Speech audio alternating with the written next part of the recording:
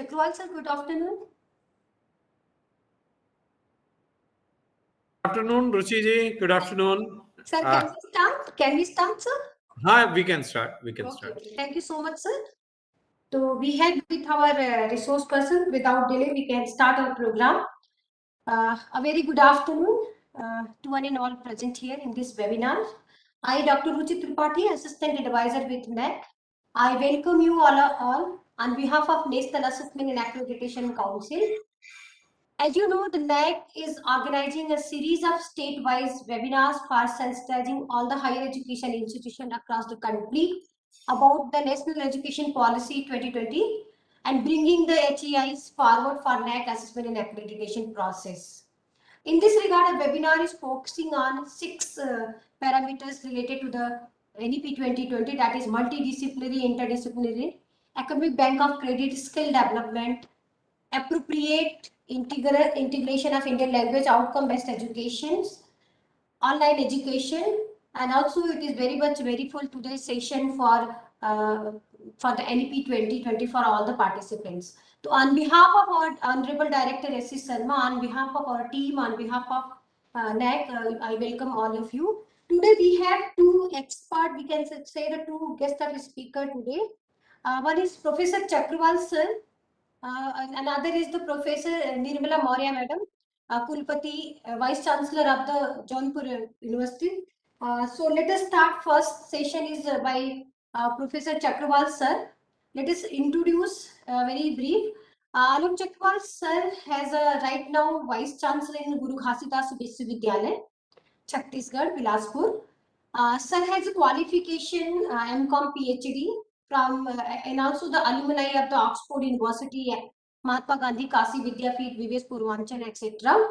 Sir has total experience of 29 years experience in the higher educations, that is teaching postgraduates and graduates, administrative higher education institution, corporate administration and top management, also guiding the PhD and MPhil students and scholars. Sir has the admin experience 17 years on the top level of the administration like VC, coordinator, director, GMC, etc. Sir has his area of specialization management, account, finance, marketing and research. Sir has research experience 25 years plus, PhD 20 and the PhD for working guided 20 scholars guided and working right now 6.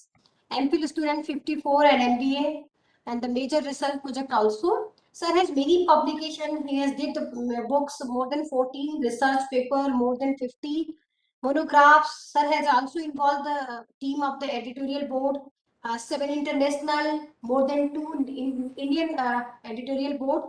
Sir has achievement in 3 gold medal in graduation and the post graduation, and also sir has the team member of the NAC and KCG. Sir has global experience in US, UK, China, Thailand, Nepal, etc. Sir has the important position held in the past and present. Visitor nominee at Assam University, Silchar, Assam. SEBI nominated PR Director, Swaraj, and also UGC NET JRF Coordinator, Saurashtra University. Member of the Board of the Studies, Central University Bihar, Central University Jharkhand, University of Kashmir, and many more. Sir has many awards and honors: Best Paper Award, International Seminar Section, National Conference, Indian Accounting Association, Best Paper Award at the International Conference, and also the Outstanding Research Paper Award in the International Conference. So sir has many achievement, many award. In very small span of time, we are not able to complete sir achievement and awards. In this regard, I request to Professor Chakravarti sir for the delivering today's presentation. Sir, welcome, sir. Please, over to you, sir. Thank you, Dr. Ruchi Tripathi ji, for giving such an elaborate introduction. And sometimes I feel these are not needed things. Anyways, we have to, other participants would like to know who is the other person they are interacting with. So thank you very much for giving such an elaborate introduction of mine. I guess I'm able to share the PowerPoint. You can see it. Is that visible, Dr. Ruchi ji? No, sir, not now. Earlier it was visible. No Can you issue. try again? Yeah. No issue. I'll share it again. Yes, sir. I am really thankful to the director NAC, Professor S.C. Sharma ji, for giving me an opportunity to interact with learned people across the country, and this is a specific state-specific interaction. Uh, what is in the National Education Policy 2020, and how it is important to all of us, and how we need to, how the strategies should go ahead for implementation of it. The first thing, the very foremost important thing is that we should know what is there in the National Education Policy document, which is ranging into 66 pages. Maybe if you are going to revise the size of the pages, it may increase or decrease. I'm not talking about that, but what is the vision of this document? That vision is that and especially I'm concentrating in the higher education segment. I'm not going to the primary, secondary and pre-primary, which is other domain, and which has been discussed by the other segment of expertise, and people are dedicating their time and all that. Here in higher education, the vision of this document is that providing access means any person, there should not be a divide of urban and rural. There should not be divide of metro and non-metro cities. There should not be divide of advanced states and backward states. There was time when certain institutes were accessible to certain group of people, or the people who were having certain kind of economic, social, and urban and other kind of background. Now the vision is that providing access, anybody, equity and quality of education. So these are the very foundation of this education policy. And improving teaching learning with technology. Now see, we are experiencing this very troubled time, tough time. We do not know what is happening, what is going to happen with the Omicron kind of mutant of coronavirus in the coming months. But we are under a lockdown situation since March 2020. So it is almost 2 years we are under lot of restrictions, so that in the time of such calamity, technology has come to our rescue. So this education policy, National Education Policy 2020, has very well taken note of technology, how we can improve our teaching learning with the technological support. And this is dedicated to knowledge creation.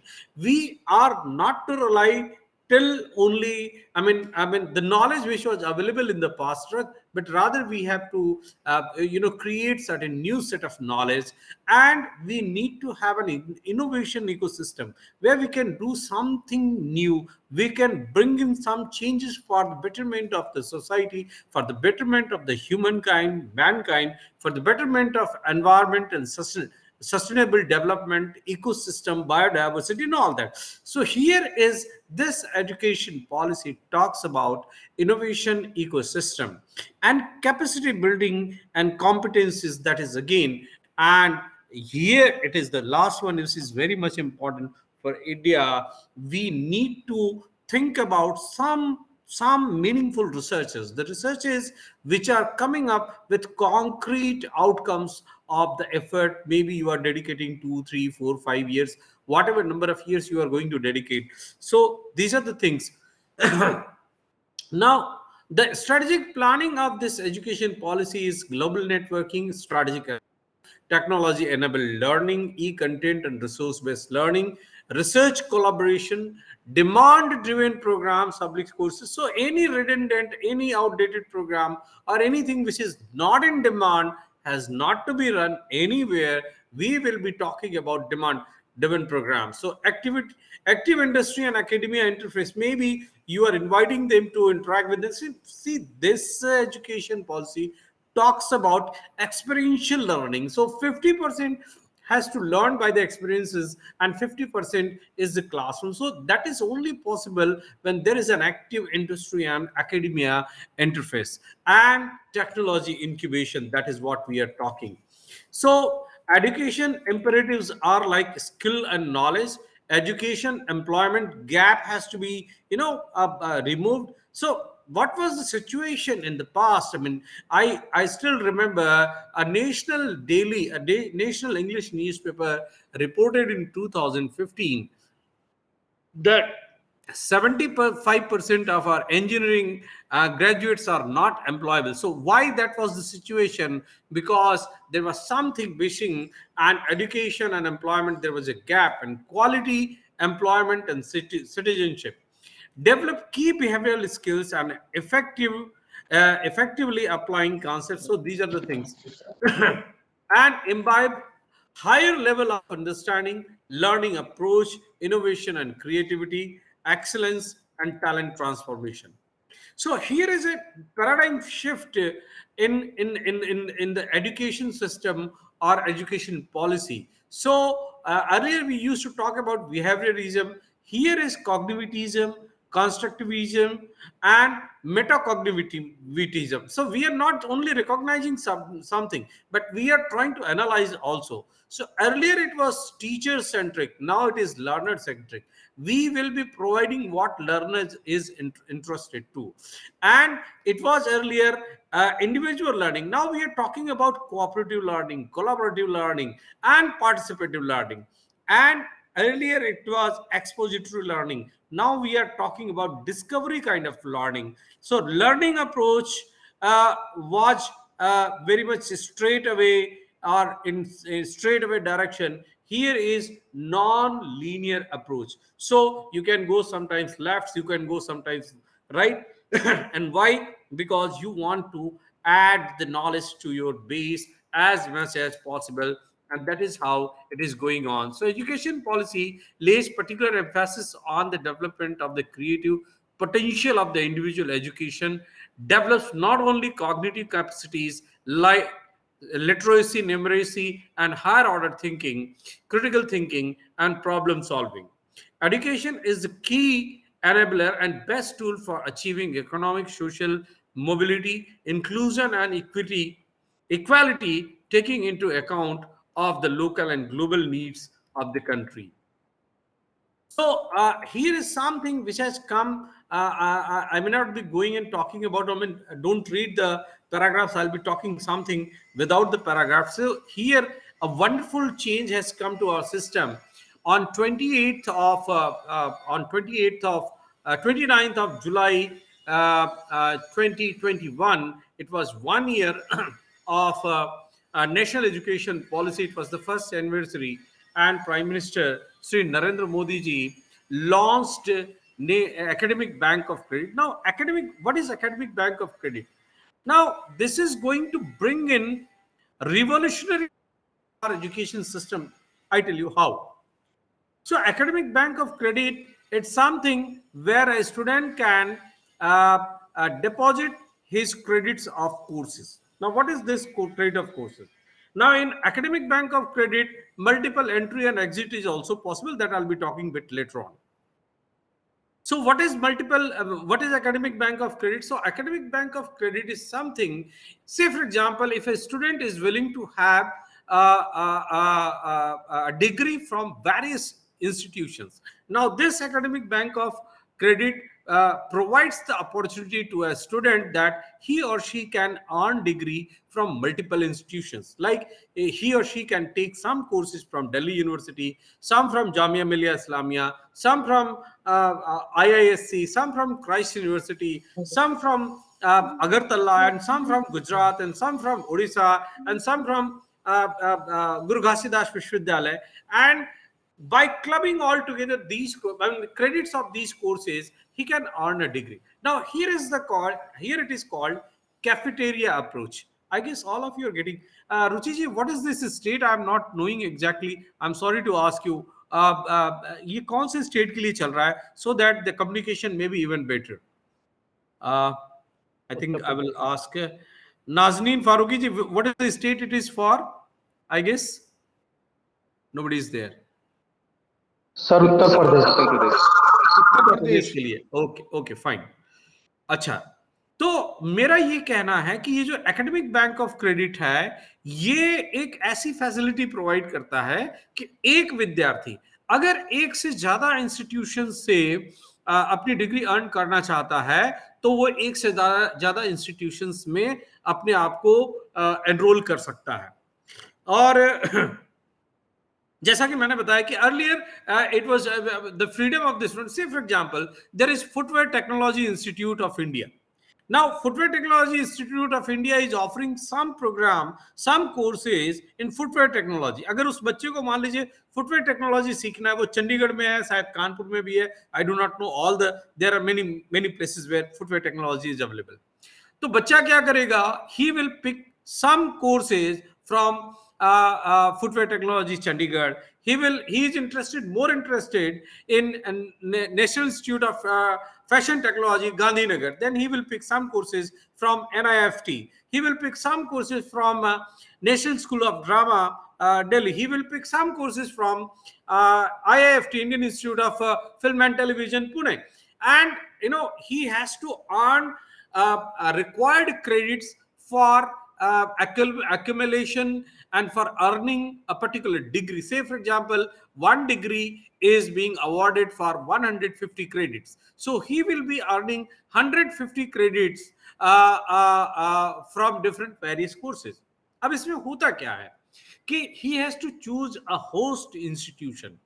एक host institution उसे पकड़ना होगा और उस host institution में अपने आप को एकेडमिक बैंक ऑफ क्रेडिट के स्कीम के तहत अपने आप को रजिस्टर करना है। फॉर एग्जांपल उसने दिल्ली यूनिवर्सिटी को होस्ट इंस्टीट्यूशन की तरह पकड़ा। Now he will get himself or she will get herself registered as a student of Academic Bank of Credit. उस बच्चे के नाम से जो कि एकेडमिक बैंक ऑफ क्रेडिट अब लॉन्च हो गया है दिल्ली यूनिवर्सिटी के थ्रू, उसका एक अकाउंट वहां एकेडमिक बैंक ऑफ क्रेडिट में खुल जाएगा।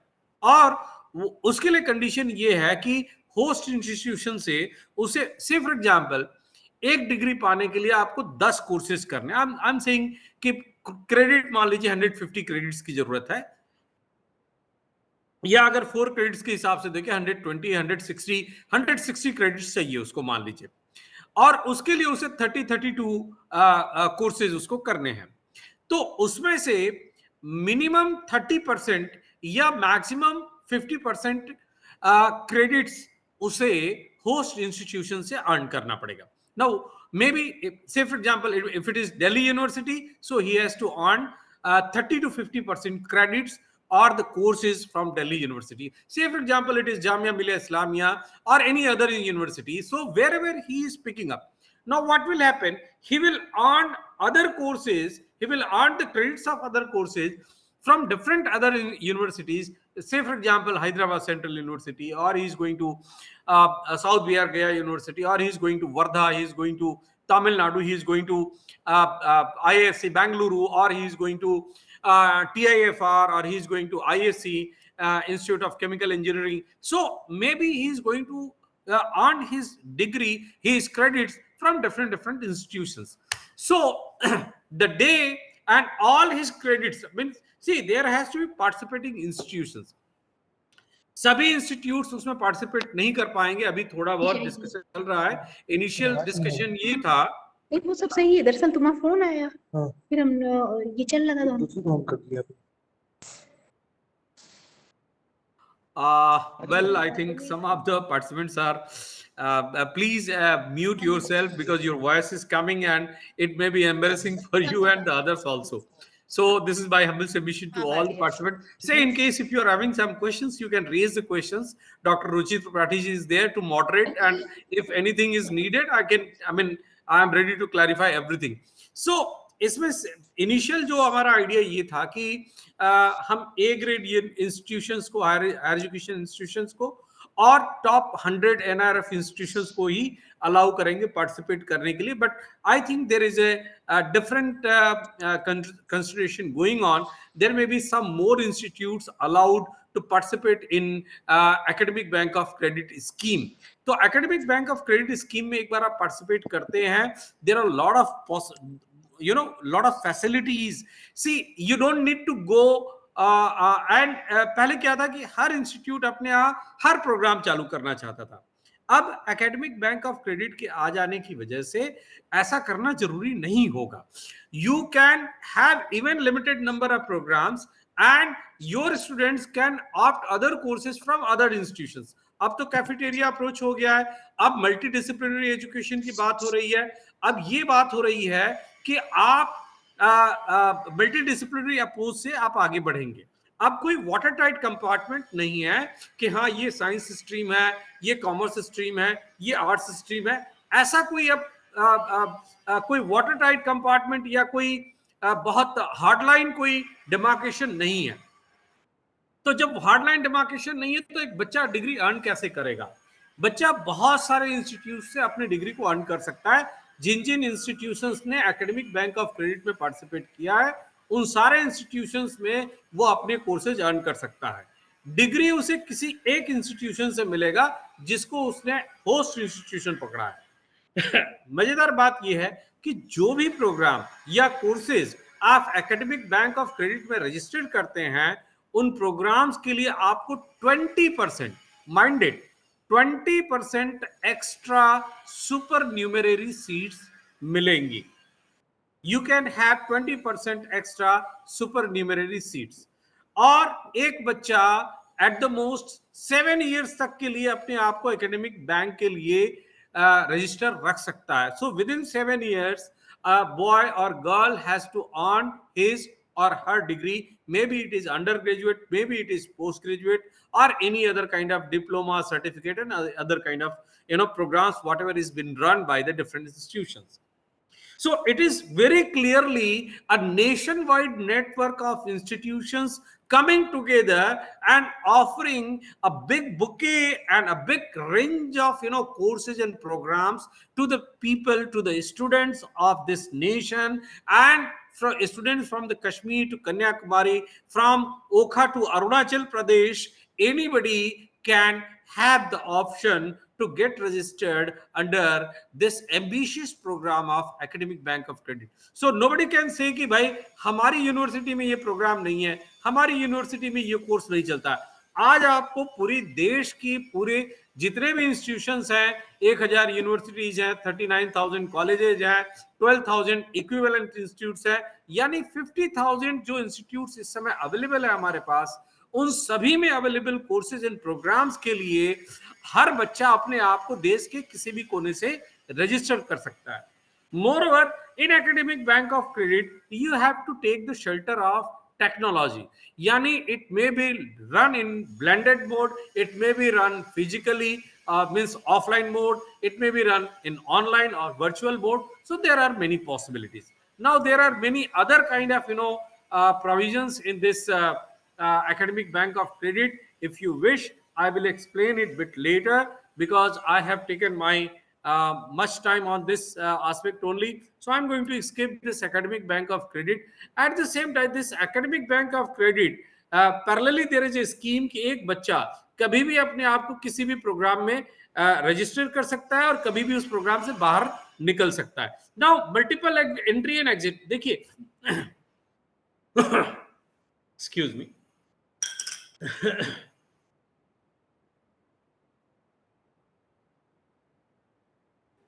When we are talking about multiple entry and exit, तो हर साल हम बच्चे को enable कर रहे हैं. We are enabling a student, maybe first year. So first year, for example, हम बच्चे को फर्स्ट ईयर में कुछ ऐसी चीजें सिखा रहे हैं, मे भी पैथोलॉजिकल टेस्ट कैसे किया जाना चाहिए उसको हम सर्टिफिकेशन दे रहे हैं। तो एक साल में बच्चा पैथोलॉजी टेस्ट का ट्रेनिंग ले लिया, उसकी हमने कहा एक्सपीरियंशियल लर्निंग होनी है, 50% वो फील्ड में सीखेगा और 50% क्लासरूम में सीखेगा।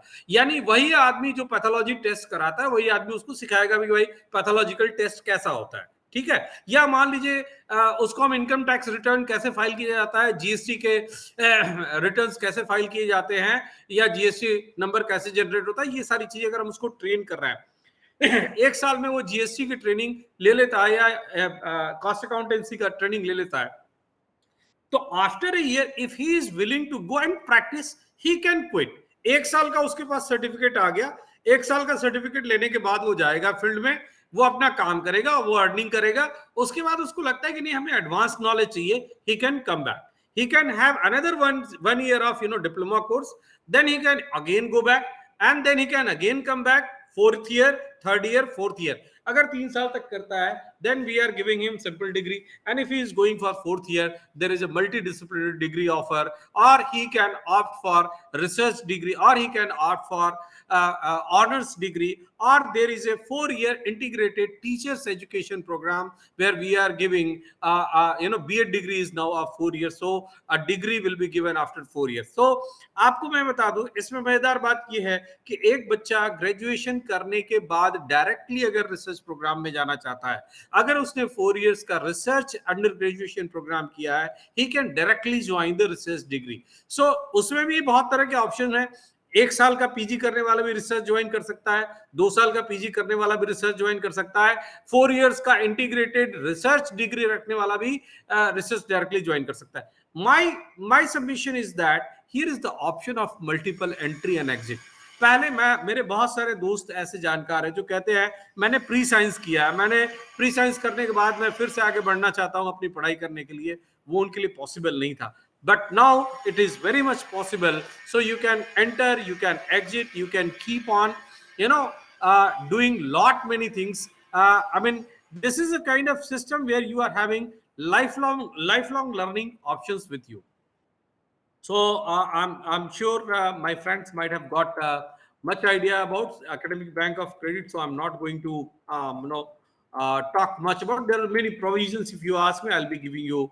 Now, interesting thing is that see Swayam, NPTEL, Virtual Lab, even आपको मैं बताऊं कि इसमें NSS का या NCC का इनको भी एक कोर्स की तरह ऑब्जर्व किया जा रहा है.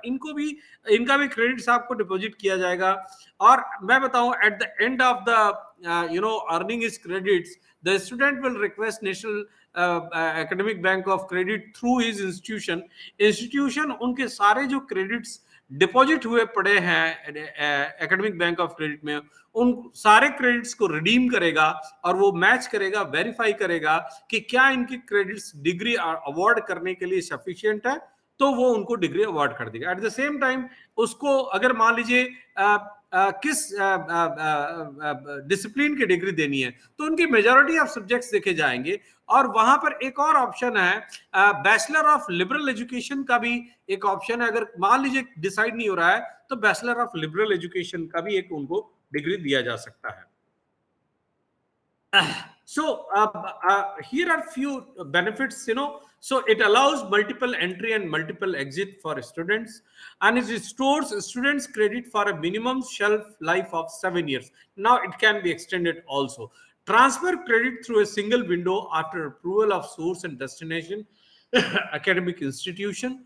Only verified academic institutions can upload credits, and improves transparency and helps to build a more flexible approach to curriculum design and development. Now, how there is another dimension of this education policy, that there is a multidisciplinary approach.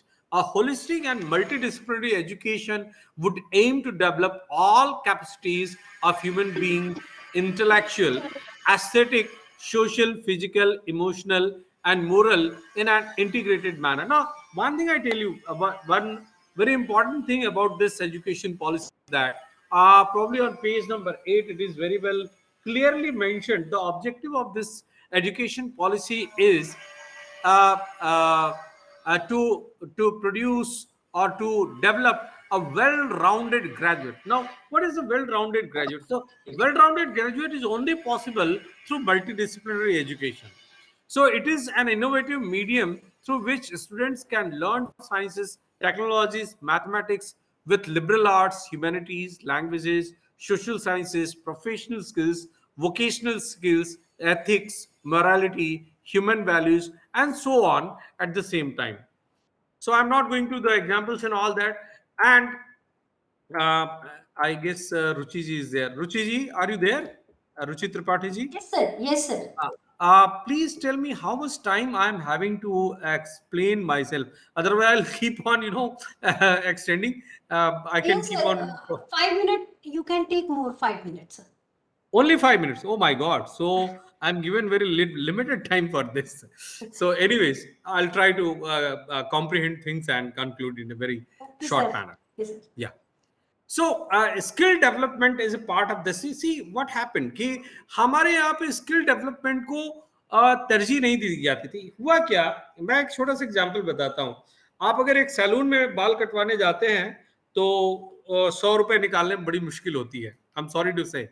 मगर वहीं अगर जावेद हबीब बाल काटता तो 10,000 रुपए देने में कोई तकलीफ नहीं होती है. सो हुआ क्या कि हम ऑफ लेट हम इन जात पात के चक्करों में पड़ करके अपनी जो ट्रेडिशनल स्किल्स थे, चाहे पोट्रीज का हो, चाहे बार्बर का हो, चाहे वो ब्लैक स्मिथ का हो, चाहे वो गोल्ड स्मिथ का हो, इस तरह की जो हमारी एक्टिविटीज थी उनको हम भूलने लगे. आज एक पॉटरी की चीज सीखने के लिए आपको लाखों रुपए खर्च करने पड़ते हैं. आपको आज हेयर ड्रेसिंग सीखने के लिए लाखों रुपए खर्च करने पड़ते हैं. और जो आपके जो पर्टिकुलर ट्रेडिशनल बिजनेस करने, ट्रेडिशनल आर्टिशियंस थे या ट्रेडिशनल स्किल्स जिनके पास था, वो लोग अब भूल गए, अब वो नहीं सिखा पाते हैं. तो कहने का मतलब है कि इस एजुकेशन पॉलिसी में स्किल डेवलपमेंट के ऊपर बहुत ही ज्यादा ध्यान दिया गया है. और ये कहा गया है कि अच्छा, नेशनल स्किल डेवलपमेंट कॉर्पोरेशन को भी इसमें इन्वॉल्व किया गया है और स्किल डेवलपमेंट के भी जितने भी कोर्सेज हैं उन सारे कोर्सेज को यहाँ पर क्लब करने की कोशिश की गई है. See, teaching should include more practical research-based training that is 50% theory and 50% practical. That what I has been talking from the very beginning, that experiential learning. So 50% has to be learned from the ground, from the practical field. Theory and practical should be linked. Analytical learning should be propagated irrespective of the subject, and project-based research training for the students, especially in master's courses, irrespective of the subject.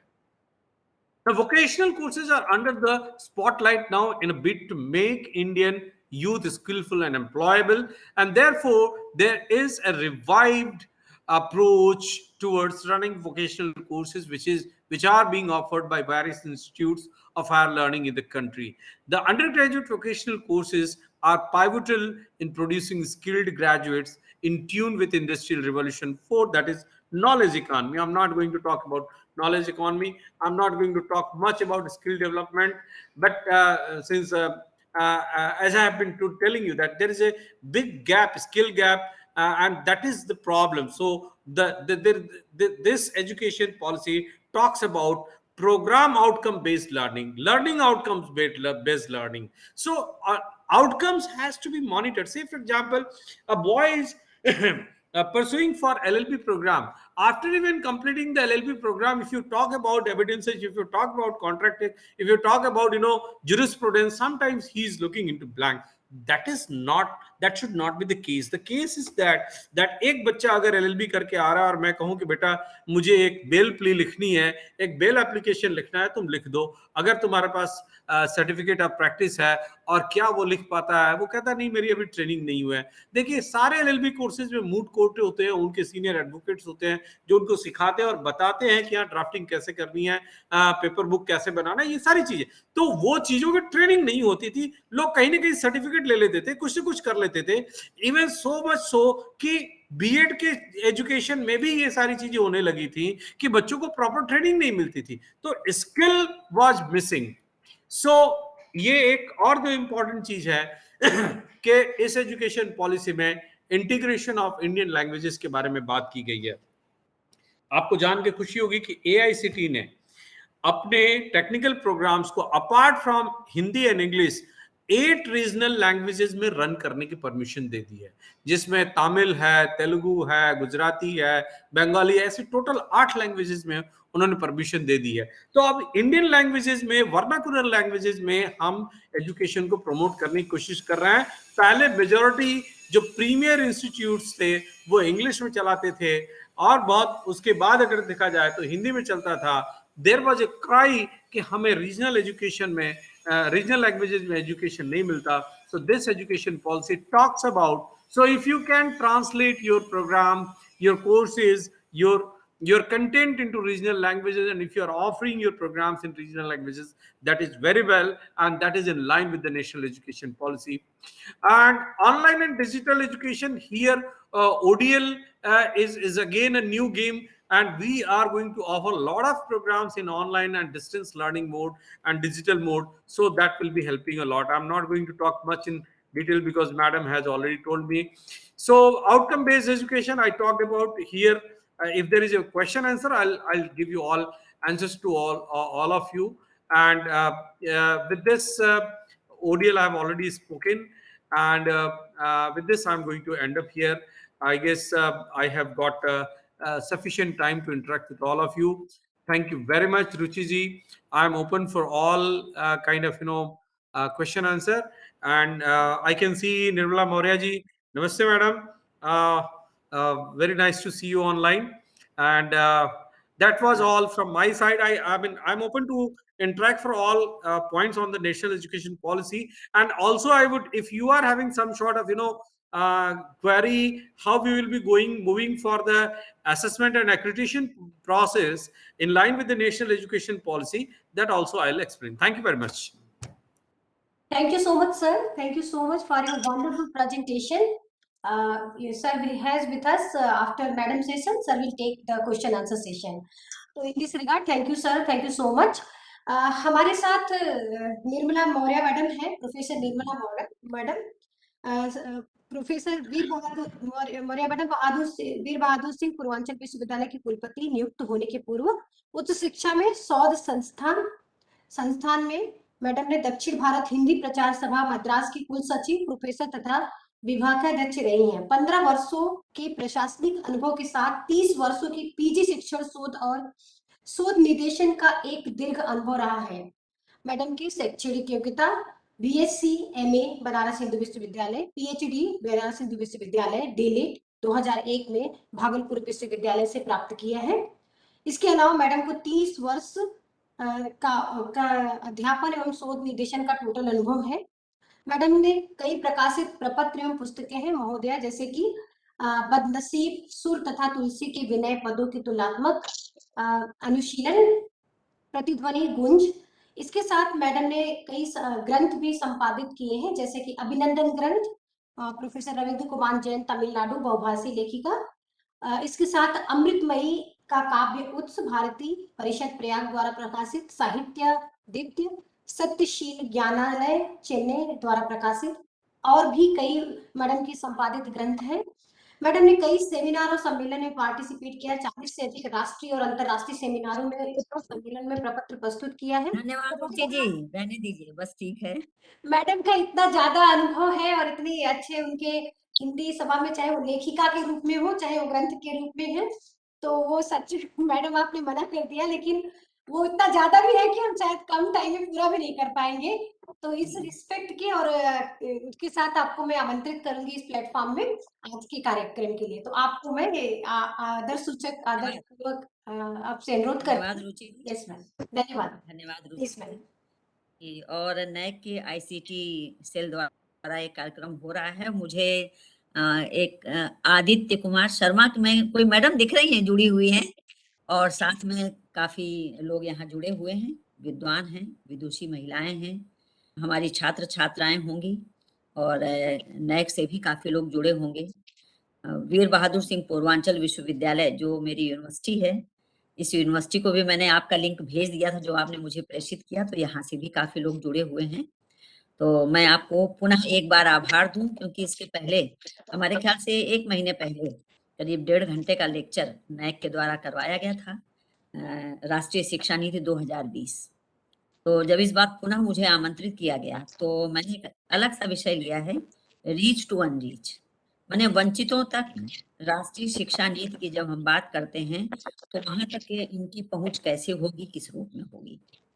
तो मैं अपनी बात शुरू करना चाहूंगी कि हमारे यहाँ कहा गया है शास्त्रों में, काक चेष्टा बको ध्यानम श्वान निद्रा तथैव च, गृह त्यागी तपहारी विद्यार्थी पंचलक्षणम। ये जो 5 लक्षण है विद्यार्थियों के, क्या ये राष्ट्रीय शिक्षा नीति 2020 से नहीं जुड़ते हैं। अभी इसके पहले वक्ता बोल रहे थे, कुलपति महोदय बोल रहे थे, तो मैं थोड़ा सा उन्हें सुन पाई, लेकिन हम सभी विद्वान जो यहाँ जुड़े हुए हैं, मैं सारे विद्वानों को यहाँ कुछ कुछ नाम पढ़ पा रही हूँ, देख पा रही हूँ कि 1 वर्ष हो गए हैं राष्ट्रीय शिक्षा नीति 2020 को लागू हुई, और लगातार इस पर मंथन चल रहा है कि ये तो शिक्षा नीतियां तो आ जाती हैं, लेकिन उसको लागू इम्प्लीमेंट कैसे किया जाए और किस प्रकार से इसका सिलेबस बनाया जाए, कैसे इसको रखा जाए, कैसे प्रश्न पत्र तैयार हों, क्या सिलेबस हो, अभी चर्चा भी हो रही थी।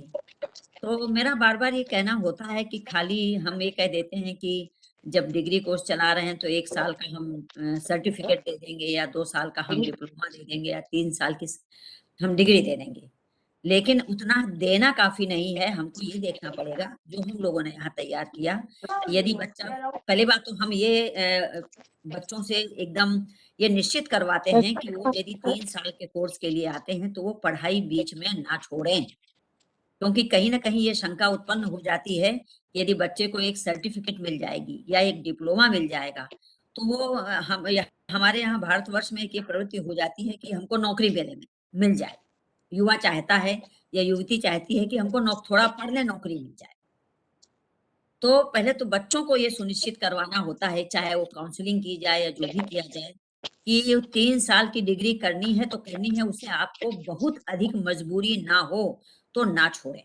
ये हम लोग यहाँ जब एडमिशन कर रहे हैं तो ये बच्चों को सुनिश्चित कराते हैं। तो मैंने एक ऐसा माहौल तैयार किया जाए, अभी जैसे बात हो रही थी, मूक की बात, बहुत सारी चीजें बात हो रही थी, स्मार्ट क्लासेस की बात हो रही थी, तो हम बच्चों को ये सुनिश्चित कराएं कि वो जो शिक्षा लेने जा रहे हैं, जो जिस शिक्षा से वो लाभान्वित हो रहे हैं, क्योंकि हम बार बार कहते हैं कि जो शिक्षा है वो उनके व्यक्तित्व का विकास करती है, हमारे व्यक्तित्व का विकास करती है, हमें समाज में रहने लायक बनाती है। तो यहीं तक शिक्षा नहीं है, शिक्षा का जो कर्तव्य है, उसका उत्तरदायित्व है, वो काफी व्यापक है, काफी विशाल है। और बल्कि हम तो ये कहते हैं कि अपने यदि शब्दों में मैं कहूँ कि बुझी आशा में विश्वास, अंधकार में प्रकाश, नामुमकिन में मुमकिन का नाम है शिक्षा। मतलब शिक्षा एक ऐसी व्यवस्था है जो यदि आदमी कहीं बहुत निराश हो गया हो तो वो उसको एक रास्ता दिखाती है। कई बार ऐसा हमारे जीवन में आता है, हम सब मनुष्य हैं, हमारे जीवन में कठिनाइयां भी आती हैं, दुख भी आते हैं, तो शिक्षा हमें धैर्य सिखाती है। शिक्षा का उद्देश्य ये होना चाहिए कि यदि हमें कोई रास्ता ना दिखाई देता हो, उसी में एक प्रकाश की किरण शिक्षा लेकर के आती है। यदि हम शिक्षित हैं तो हम धैर्य पूर्वक ये सोच पाते हैं कि यदि हमारा एक रास्ता बंद हो गया है तो क्या हम दूसरा रास्ता खोज सकते हैं, क्या वो एक टिमटिमाती हुई लौ बन सकती है, वो शिक्षा है। तो राष्ट्रीय शिक्षा नीति 2020 वही एक लौ है, प्रकाश की लौ है, जो 21वीं सदी हम जिसमें जी रहे हैं। हम ये देख पा रहे हैं कि ये प्रतिद्वंदता का माहौल है, हर तरफ आपको कोई चीज आसानी से सुलभ नहीं हो पाती है। तब यदि बच्चा सर्टिफिकेट लेता है तो हमने क्या पहले वर्ष में ऐसा उसको कुछ पढ़ाया है, जब वो सर्टिफिकेट ले तो अपने उस कला के बल पर, अपनी उस शिक्षा के बल पर उसे कोई छोटी सी नौकरी हासिल कर पा रहा है, तब तो आपकी उस सर्टिफिकेट का महत्व है। अन्यथा केवल सर्टिफिकेट दे देना कोई राष्ट्रीय शिक्षा नीति 2000 का उद्देश्य नहीं होगा। तो हम लोगों को जो शिक्षक हैं, जो कुलपति हैं, जो बड़े बड़े शिक्षा पर के पदों पर बैठे हुए हमारे विद्वान हैं, उनको ये सुनिश्चित करना है कि जैसे हम लोग कर रहे हैं कि हम जो सिलेबस तय कर रहे हैं उस सिलेबस को इस प्रकार बनाएं कि शिक्षार्थी सर्टिफिकेट से लेकर के डिप्लोमा, डिग्री, उसके बाद यदि वो रिसर्च की ओर जाते हैं, अनुसंधान की ओर जाते हैं, तो कैसे उससे लाभान्वित हों। मैं यहाँ पर एक बात कहना चाहूंगी, जब राष्ट्रीय शिक्षा नीति 2020 की हम बात करते हैं तो हम सभी जानते हैं कि हमारे सामने 3 शिक्षा नीतियां आई हैं। एक जो पहली शिक्षा नीति थी 68 की थी। हमको ये कभी नहीं भूलना चाहिए कि जब वो शिक्षा नीति बनी तो उस समय का माहौल, उस समय का परिवेश, उस समय की मांग अलग थी। लेकिन जब दूसरी बार 1986 में शिक्षा नीति आई तो उस समय का परिवेश, उस समय की मांग, उस समय का माहौल अलग था। जब ये 2020 की शिक्षा नीति आई, इस समय का परिवेश, इस समय का माहौल बहुत ज्यादा अलग है, बहुत ज्यादा अलग है। तो हम लोग ये मानते हैं कि जो शिक्षा की नीतियां बनाई जाती हैं उनमें अतीत का विश्लेषण किया जाता है, माने पिछले क्या कमी थी जिसको समय के साथ बदलना चाहिए, वो विश्लेषण किया जाता है। तो जो राष्ट्रीय शिक्षा नीति है उसमें 3 चीजें हैं। अतीत का विश्लेषण है पहली बात। दूसरी बात, उसमें वर्तमान की आवश्यकता क्या है, जो मैंने अभी बात की कि हम 2021 में जी रहे हैं, तो 2021 के हिसाब से क्या हमारी शिक्षा प्रणाली है, क्या उस प्रकार के सिलेबस बनाए गए हैं, क्या उस प्रकार के परीक्षार्थी परीक्षा दे रहे हैं, क्या वोकेशनल कोर्स चलाए जा रहे हैं, कौशल स्किल डेवलपमेंट पर ज्यादा बल दिया गया है, तो क्या ये सारी चीजें राष्ट्रीय शिक्षा नीति 2020 में हैं? तो ये हमारे वर्तमान की आवश्यकताएं हैं जब हम जी रहे हैं, आज जी रहे हैं। और तीसरा है कि जब कोई नीति बनती है, चाहे कोई भी नीति हो, उसमें एक नीति शिक्षा की नीति है, तो उसमें ये भी देखा जाता है कि भविष्य की योजनाएं क्या हैं, भविष्य की संभावनाएं क्या हैं। यदि तीनों को जोड़ लिया जाए तो जो राष्ट्रीय शिक्षा नीति 2020 है उसमें तीनों हैं। अतीत का विश्लेषण भी है, क्योंकि उसका विश्लेषण करते हुए जब ये नीति बनाई जा रही थी, हम सभी परिचित हैं कि उसमें इतने विद्वानों को जोड़ दिया गया, इतने शिक्षार्थियों को, विद्यार्थियों को, प्रोफेसर्स को, पेरेंट्स को और समाज के बड़े बड़े जो कार्यकर्ता हैं, जो समाज सेवी हैं, सबको जोड़ा गया। क्योंकि शिक्षा नीति केवल शिक्षकों से तैयार नहीं होती है या शिक्षार्थियों से तैयार नहीं होती है, शिक्षा समाज के लिए है, पूरे देश के लिए है। तो एक नारा है जो मैं यहाँ जरूर बोलना चाहूंगी, राष्ट्रीय शिक्षा नीति 2020 का नारा है वो, उसको ये कहा जाता है, सूत्र वाक्य कहते हैं, नेशन कैरेक्टर मस्ट। ये राष्ट्रीय शिक्षा नीति 2020 का एक स्लोगन है, एक सूत्र है कि जब आज की राष्ट्रीय शिक्षा नीति तैयार की गई है उसमें अपना राष्ट्र ही सर्वोपरि है, राष्ट्र हित ही सर्वोपरि है, तो शिक्षा का उद्देश्य ऐसा हो कि राष्ट्र सर्वोपरि हो और साथ में चरित्र निर्माण की बात हो। राष्ट्रीय शिक्षा नीति में चरित्र निर्माण की बात की गई है, क्योंकि यदि हम शिक्षार्थी एक तैयार कर लेते हैं और उसका चरित्र ठीक नहीं होता है, वो कुछ सोच नहीं पाता है, उसका कौशल विकास नहीं होता है, वो राष्ट्र के हित में नहीं सोचता है, तो फिर ऐसी शिक्षा नीति की क्या आवश्यकता है। तो राष्ट्रीय शिक्षा नीति 2020 इस पर बहुत बल देती है कि एक तरफ राष्ट्र के हितों की बात की जाए शिक्षा के माध्यम से और दूसरी तरफ चरित्र का निर्माण हो। तो ये 2 चीजें राष्ट्रीय शिक्षा नीति 2020 के केंद्र में है, स्लोगन में है। और एक बात और मैं कहना चाहूंगी कि समावेशी शिक्षा पर बड़ा बल दिया गया है। समावेशी शिक्षा जब हम कहते हैं तो उसमें बहुत सारी विशेषताएं सिमट जाती हैं। समावेशी शिक्षा में विषय का भी समावेश हो, जाति का भी समावेश हो, धर्म का भी समावेश हो, लड़के लड़कियां अलग अलग ना हो, सबको मिला लिया जाए। तो कहने का मतलब ये कि समावेशी शिक्षा, जब हम वंचितों तक पहुंच कह रहे हैं, तो समावेशी शिक्षा का एक ये भी अंग है कि चाहे वो ओबीसी हो, चाहे एससी हो, चाहे एसटी हो, चाहे कोई भी हो, सब वंचित हैं। तो क्या वहां तक या गांव तक, भारत के लिए कहा जाता है कि वो गांव का देश है, तो क्या वहां तक शिक्षा पहुंच रही है, वंचितों तक शिक्षा पहुंच रही है, दिव्यांगों तक शिक्षा पहुंच रही है? ये राष्ट्रीय शिक्षा नीति की विशेषता है। दिव्यांगों के लिए, महिलाओं के लिए, अभी देखिए आज हम जो उत्तर भारत की और पूर्वांचल की स्थिति देख रहे हैं, अभी जब कॉन्वोकेशन हो रहे हैं हर जगह, तो उत्तर प्रदेश की राज्यपाल महामहिम जो हमारी हैं श्रीमती आनंदीबेन पटेल, वो बहुत गर्व महसूस करती हैं कि पूर्वांचल में उन्होंने एक शब्द कहा, वीर बहादुर सिंह पूर्वांचल विश्वविद्यालय में, जौनपुर की मिट्टी में ऐसा क्या है कि बिटिया और महिलाएं प्रगति की ओर बढ़ रही हैं। जो गोल्ड मेडल हैं उसमें से ज्यादातर गोल्ड मेडल हमारी बिटिया ले रही हैं, पीएचडी की उपाधियां बिटिया महिलाएं ले रही हैं। राष्ट्रीय शिक्षा नीति के देखिए ये असर है कि अब महिलाएं ये आगे की ओर बढ़ रहे हैं। और हमारे यहाँ जो राष्ट्रीय शिक्षा नीति 2020 में व्यवस्था की गई है कि 12 साल की स्कूली शिक्षा ये चलने लगा और 3 साल की आंगनबाड़ी।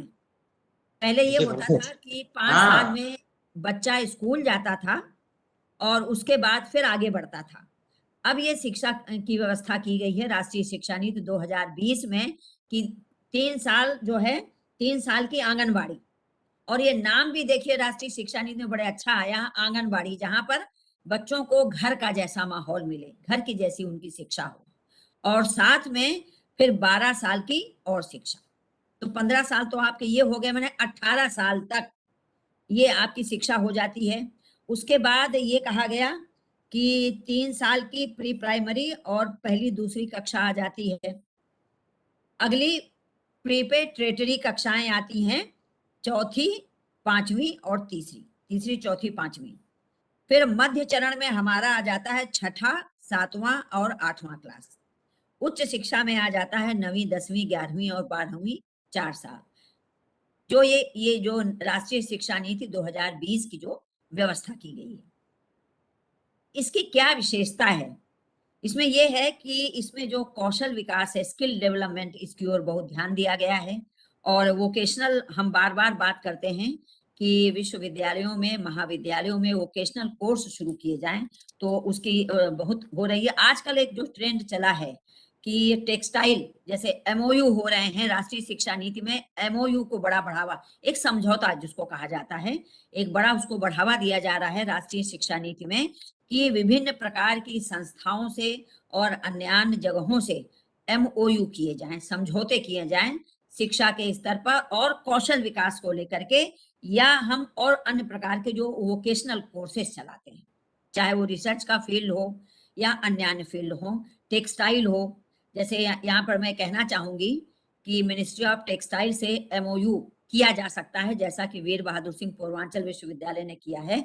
तो वहां पर टेलरिंग की सुविधा, जो आजकल ये उद्यमिता की बात हो रही है, एंटरप्रेन्योरशिप की जो बात हो रही है, तो ये मिनिस्ट्री ऑफ टेक्सटाइल से एक एमओयू करके, समझौता करके, और इस प्रकार के छोटे छोटे कोर्स शुरू किए जा सकते हैं। टेलरिंग है, एम्ब्रॉयडरी है, उसके अलावा और भी समझौते किए जाते हैं जिसमें ऑर्नामेंट मेकिंग है, अगरबत्ती आदि बनाई जाती हैं। ऐसे ही एक और सरकारी संस्था है एफएफडीसी, फ्रेगनेंस एंड फ्लेवर, तो उससे भी जो जब आप समझौता करते हैं, एमओयू करते हैं, तो अनेक प्रकार के शिक्षार्थियों को आप तैयार कर सकते हैं। ये सारे ये कौशल विकास में भी आते हैं और साथ में वोकेशनल ट्रेनिंग भी आती है, व्यावसायिक व्यावहारिक शिक्षा में इसके अंतर्गत आप आ जाते हैं। तो ये तो धीरे धीरे चल रहा है। और इसके साथ में अब मैं थोड़ा सा और बोलना चाहूंगी कि बार बार चीजों का रिपीटिशन ना हो, कि ये जो शिक्षा नीति आई है उसकी कुछ 2-4 विशेषताएं मैं लेना चाहूंगी। एक तो है कि ये जो राष्ट्रीय शिक्षा नीति 2020 है, इसकी क्या विशेषता है? पहला तो ये है कि बच्चों में ये एक भाव डालना है कि उसमें जो काम है, कर्म है, और उनमें विचार, जैसे कहते हैं ना, बस्ते का बोझ कम हो। तो जब बस्ते का बोझ कम होगा तो बच्चों को ऐसे बैठा करके कक्षाओं में शिक्षा दी जाएगी, जब स्कूल में होते हैं, विद्यालयों में होते हैं, कि उनके बस्ते का बोझ करके उनमें एक विचार, इनमें वो चीजों को देख करके और अपने मन से वो विचार कर सकें और प्रस्तुति कर सकें। इसको माने कौशल विकास और इन चीजों को बढ़ावा दिया जा रहा है। स्वतंत्र विचार विकसित करना राष्ट्रीय शिक्षा नीति 2020 का एक उद्देश्य है। और दूसरा है कल्याणकारी भावनाओं और इस प्रकार के समाज में कार्यों को करते हुए एक लोगों के प्रति संवेदना की भावना जागृत करना। जैसे अभी त्रिभाषा सूत्र की बात हो रही थी कि राष्ट्रीय शिक्षा नीति 2020 में त्रिभाषा, 3 भाषाओं को विशेष महत्व दिया गया है। जैसे अभी तमिलनाडु की बात हो रही थी, तो मैं तमिलनाडु में लंबे समय से हूँ और मैं ये जानती हूँ कि वहां पर 3 भाषाएं चलती हैं। एक तो वहां की जो अपनी मातृभाषा है तमिल, और एक अंग्रेजी है, और एक हिंदी है। तो ये जो त्रिभाषा सूत्र की बात हो रही है, ये राष्ट्रीय शिक्षा नीति 2020 का बहुत ही एक बढ़िया उनका सोचना, उनके सोचने का तरीका है कि जब बच्चा शुरुआत में शिक्षा लेता है, तो यदि उसकी मातृभाषा में शिक्षा दी जाती है, तो बच्चा चीजों को अच्छी तरह से समझ पाता है, अभिव्यक्त कर पाता है। और यही बच्चे जब महाविद्यालयों में जाते हैं, विश्वविद्यालयों में जाते हैं, तो उनकी जो तार्किक शैली है, उनका जो स्किल है, वही धीरे धीरे विकसित होता है। ये ऐसे किसी एक कार्यक्रम में मैं जब बोल रही थी, तो किसी ने कहा कि यदि हम शुरुआत से अंग्रेजी में नहीं पढ़ेंगे तो बड़े होकर हम अंग्रेजी कैसे बोलेंगे। मैंने उनको ये कहा था कि पहले तो हमें अपनी मातृभाषा में विषयों को समझना है, अपने विचारों को कैसे अभिव्यक्त करना है, पहले हम अपनी ही मातृभाषा में तो सीखेंगे। जैसे जैसे विद्यार्थी बड़ा होता जाता है, महाविद्यालय और विश्वविद्यालय में जाता है, तो उसमें अपने आप ही अभ्यास, तर्क के बल पर अभ्यास करते हुए और कौशल विकास के बल पर वो चीजों को डेवलप करता है, अभ्यास करता है। और इसमें कोई दो राय नहीं कि वो अंग्रेजी हो या अन्य भाषाएं हो, वो अवश्य सीख लेता है। ये यहाँ महिलाएं जुड़ी मुझे दिख रही हैं, विद्वान भी जुड़े हैं। हम सभी जानते हैं कि यदि हम किसी हिंदी तर प्रदेश में जाते हैं तो वहाँ की भाषा हम अवश्य सीख लेते हैं, चाहे बांग्ला हो, चाहे तमिल हो, तेलुगु हो, या दक्षिण से यहाँ लोग आते हो तो हिंदी सीख लेते हैं। तो उसके लिए कोई आयु सीमा नहीं होती है। यदि मनुष्य में सीखने की इच्छा हो तो वो अवश्य सीख लेता है। उसके अलावा ट्रांसजेंडर के लिए राष्ट्रीय शिक्षा नीति 2020 में जो वंचितों की का नाम मैं ले रही हूँ, ट्रांसजेंडर्स के लिए बहुत अच्छी शिक्षा की कल्पना की गई है कि वहां तक शिक्षा पहुंच नहीं जाती है। हमारे समाज में इनको बड़े अलग ढंग से देखा जाता है। तो राष्ट्रीय शिक्षा नीति में उनके लिए एक प्रावधान किया गया है कि यदि हम उनको कहते हैं कि वहां तक वो वंचित हैं, वहां तक शिक्षा नहीं पहुंच रही है, तो वहां तक भी शिक्षा जानी चाहिए और उसके लिए तरीके भी होना चाहिए। और समावेशी, जो मैंने बात किया, क्योंकि समावेशी में सारे लोग जुड़ जाते हैं, उसकी बात होती है। और जैसा मैंने शुरुआत में एक स्लोगन बोला था कि राष्ट्र की प्रगति होनी, राष्ट्र का विकास करना और साथ में राष्ट्रीय एकता की भावना का विकास करना। राष्ट्रीय शिक्षा नीति 2020 काफी बड़ी है और उसमें अलग अलग विभाग दिए गए हैं, भाग दिए गए हैं। जब उनको आप पढ़ते हैं तो बहुत सारी विशेषताओं को आप जान पाते हैं। तो एक एंटरप्रेन्योरशिप की जब हम बात कर रहे हैं, उद्यमिता, उसमें हम हमारे भारतवर्ष और अन्य देशों में भी हम देखें, और केवल हम यदि भारतवर्ष की बात करें तो लोग पढ़ करके नौकरी की ओर ज्यादा प्रवृत्त होते हैं कि हमें कोई नौकरी मिल जाए। राष्ट्रीय शिक्षा नीति 2020 ये कहती है कि आप उद्यमी क्यों नहीं बनते हैं। यदि हर आदमी नौकरी खोजने लग जाएगा तो नौकरी देगा कौन? तो नौकरी देना, और देखिए हमारे यहाँ भारतवर्ष में 64 कलाएं हैं और उन 64 कलाओं में 6 ललित कलाएं हैं और अन्य कलाएं भी हैं। तो उनका ही यदि विद्यार्थी अध्ययन करता है और उनका लाभ लेता है, चाहे वो नृत्य कला हो, चाहे चित्रकला हो, चाहे स्थापत्य कला हो, भवन निर्माण कला हो, तो ये जो हमारे यहाँ भारत में प्राचीन काल में जो विद्याएं थी, जिनको आज हम शिक्षा कह रहे हैं, वो विद्याएं लोहार होते थे, कारीगर होते थे, जो साड़ियां बुनते थे, बुनकर होते थे। तो क्या ये शिक्षा नहीं है? क्या इनसे उद्यम नहीं मिलता है? जो रसोइये होते हैं, आज बड़े बड़े जगहों में होटल मैनेजमेंट किया जाता है। तो खाली पढ़ करके शिक्षक ही बनना है या पढ़ करके अच्छे आईटी कंपनी में ही जाना है, ये कोई आवश्यक नहीं है। आप यदि आपको उद्यम खड़ा करना है, यदि आपको स्वयं उद्यम में अपना रोजगार तलाशना है, तो आपके पास इतने कार्य होते हैं। मैं बच्चों को, यदि बच्चे यहाँ जुड़े तो मैं बता दूं कि जो बैंक्स हैं उनका अपना साहित्य होता है और वो उस साहित्य का हिंदी में अनुवाद करवाते हैं, क्योंकि वो जो योजनाएं बनाते हैं उसका लाभ गांव-गांव तक पहुंचना है। तो उसका वो अनुवाद करवाते हैं और उसके लिए वो अच्छा खासा पैसा भी देते हैं। तो बच्चे उससे जुड़े, रोजगार हासिल करें, बहुत अच्छा उसमें वो कमाई कर सकते हैं। उसमें स्किल डेवलपमेंट भी है। जब आप पढ़ते हैं 2 भाषाएं, एक सोर्स लैंग्वेज, एक टारगेट लैंग्वेज, तो दोनों भाषाओं का सामंजस्य भी आप कर पाते हैं। दूसरा है, जब हम फिल्मों की बात करते हैं या सीरियल्स की बात करते हैं, या जो आज आप देख रहे हैं विज्ञापन लेखन, अभी सोमवार को एक बहुत बड़ा कार्यक्रम पूर्वांचल विश्वविद्यालय में हो रहा है कि स्क्रिप्ट राइटिंग कैसे की जाए, अनुवाद कैसे किया जाए, विज्ञापन लेखन कैसे किया जाए। तो ये सारी चीजें विद्यार्थियों को एक मौका मुहैया कराती हैं। राष्ट्रीय शिक्षा नीति इन्हीं सारी विशेषताओं को, जरूरी नहीं कि हर चीज को बताए, वो एक बात कहती है नीति और उसमें 10 बातें अपने आप जुड़ जाती हैं। जब हम कौशल विकास कह देते हैं या उद्यमिता कह देते हैं तो ये बहुत सारी चीजें उसमें जुड़ जाती हैं, अपने आप चली आती हैं। तो बस इन्हीं को कहते हुए, और यदि कोई कुछ पूछना चाहता हो कि तो आप कुछ प्रश्न कर सकते हैं। और मेरे सामने बहुत सी सामग्री है जो मैंने रखी है, तो उसमें अलग अलग हमने पॉइंट्स लिए हैं कि जो आंकड़े हैं कि किस प्रकार के लोग जुड़ते हैं, किस प्रकार की शिक्षा होती है, वो सारे आंकड़े हैं जिनको मैं यहाँ पर बहुत ज्यादा पढ़ना नहीं चाहूंगी। बस मैं ये जरूर कहना चाहूंगी कि जो विश्वविद्यालय हैं, यदि वो अपने यहाँ विद्यार्थियों को लाना चाहते हैं, अपनी ओर आकर्षित करना चाहते हैं, अपने यहाँ एडमिशन ज्यादा करना चाहते हैं, तो उनको जो शुरू करना होगा अपनी मेहनत, वो विद्यालयों से ही करनी पड़ेगी। विद्यालयों को जोड़ना पड़ेगा विश्वविद्यालयों।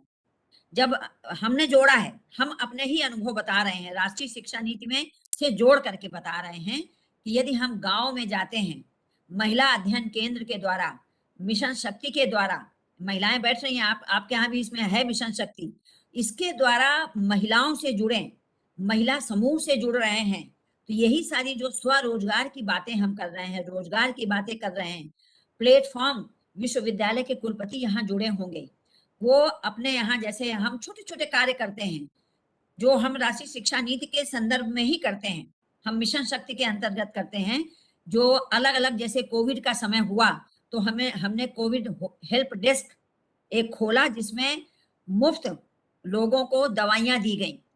उसके अलावा महिलाओं को, महिला समूह को तैयार किया गया। राखी के समय उन्होंने राखी बनाई, अचार, बड़ी, पापड़ बनाए और श्रावण महोत्सव में मेला लगाकर उनके लिए उद्यम दिया गया। तो केवल राष्ट्रीय शिक्षा नीति ये नहीं कहती है कि आप केवल बता दें कि आप ये काम करो, आप उनके लिए बाजार भी मुहैया करवाएं। तो राष्ट्रीय शिक्षा नीति का उद्देश्य क्या है कि स्वरोजगार हो, उद्यमिता हो और हर व्यक्ति शिक्षित हो, जिससे समाज का विकास होगा, राष्ट्र का विकास होगा। और आज जिस प्रतिद्वंदिता के युग में हम जी रहे हैं, तो हम लोग कहते हैं कि कर लो दुनिया मुट्ठी में। तो दुनिया को मुट्ठी में हम ऐसे नहीं कर पाएंगे जब तक हम पूरी तरह से शिक्षित हों, और शिक्षित होने के साथ साथ हमें ये देखना है कि जो हमने शिक्षा ली है क्या उस, देखिए दो बातें मैं कहूंगी, शायद आप लोग मुस्कुरा भी देंगे, कि क्या जो आपने पढ़ाई की, जो आप जिस विषय में शिक्षित हुए, क्या उसका ज्ञान भी है आपको। यदि आपको कहा जाता है कि आपने इस विषय में शिक्षा पाई है, इसको आप खड़े होकर अभिव्यक्त करिए, तो आज की स्थिति ये है, रिसर्च में भी स्थिति ये है कि विद्यार्थियों को यहाँ तक मालूम नहीं होता है कि उनके रिसर्च का टॉपिक क्या होता है। तो ये बहुत दुख की बात है जो मैंने अनुभव किए कि इस क्षेत्र में राष्ट्रीय शिक्षा नीति का उद्देश्य बहुत सशक्त है कि रिसर्च में, इनोवेशन में बहुत ज्यादा सुधार की आवश्यकता है। और ये तभी होगा कि जब हर शिक्षार्थी और हर शिक्षक ये प्रण करे कि वो शिक्षा को केवल एक अर्थोपार्जन का साधन नहीं मानेगा। शिक्षा एक ऐसा साधन है जो आपके लिए आर्थिक तो है ही, लेकिन वो समाज में आपके व्यक्तित्व को खड़ा करता है, समाज का निर्माण करता है। हम लोग बार बार कहते हैं कि शिक्षक जो होता है वो राष्ट्र की बैकबोन होता है, उसका मेरुदंड होता है। तो शिक्षा जो बनी है राष्ट्रीय शिक्षा नीति 2020, वो उसी आधार को लेकर चलती है। उसकी बहुत सारी अपनी विशेषताएं हैं, और ये देखिए एक ऐसी क्रांति है कि शिक्षक भी, उनके सामने भी इतनी चुनौतियां हैं कि वो अपने को तैयार करेंगे। अब रोज नई नई चीजें आ रही हैं, नए नए नियम आ रहे हैं, तो विद्यार्थियों को तो है ही है, जो शिक्षक हैं उनको भी अपने हिसाब से अपने को तैयार करना होगा। जितने भी सेमिनार होते हैं, वेबिनार होते हैं, उसमें अपने रिज्यूम को उसमें दिखाना होगा।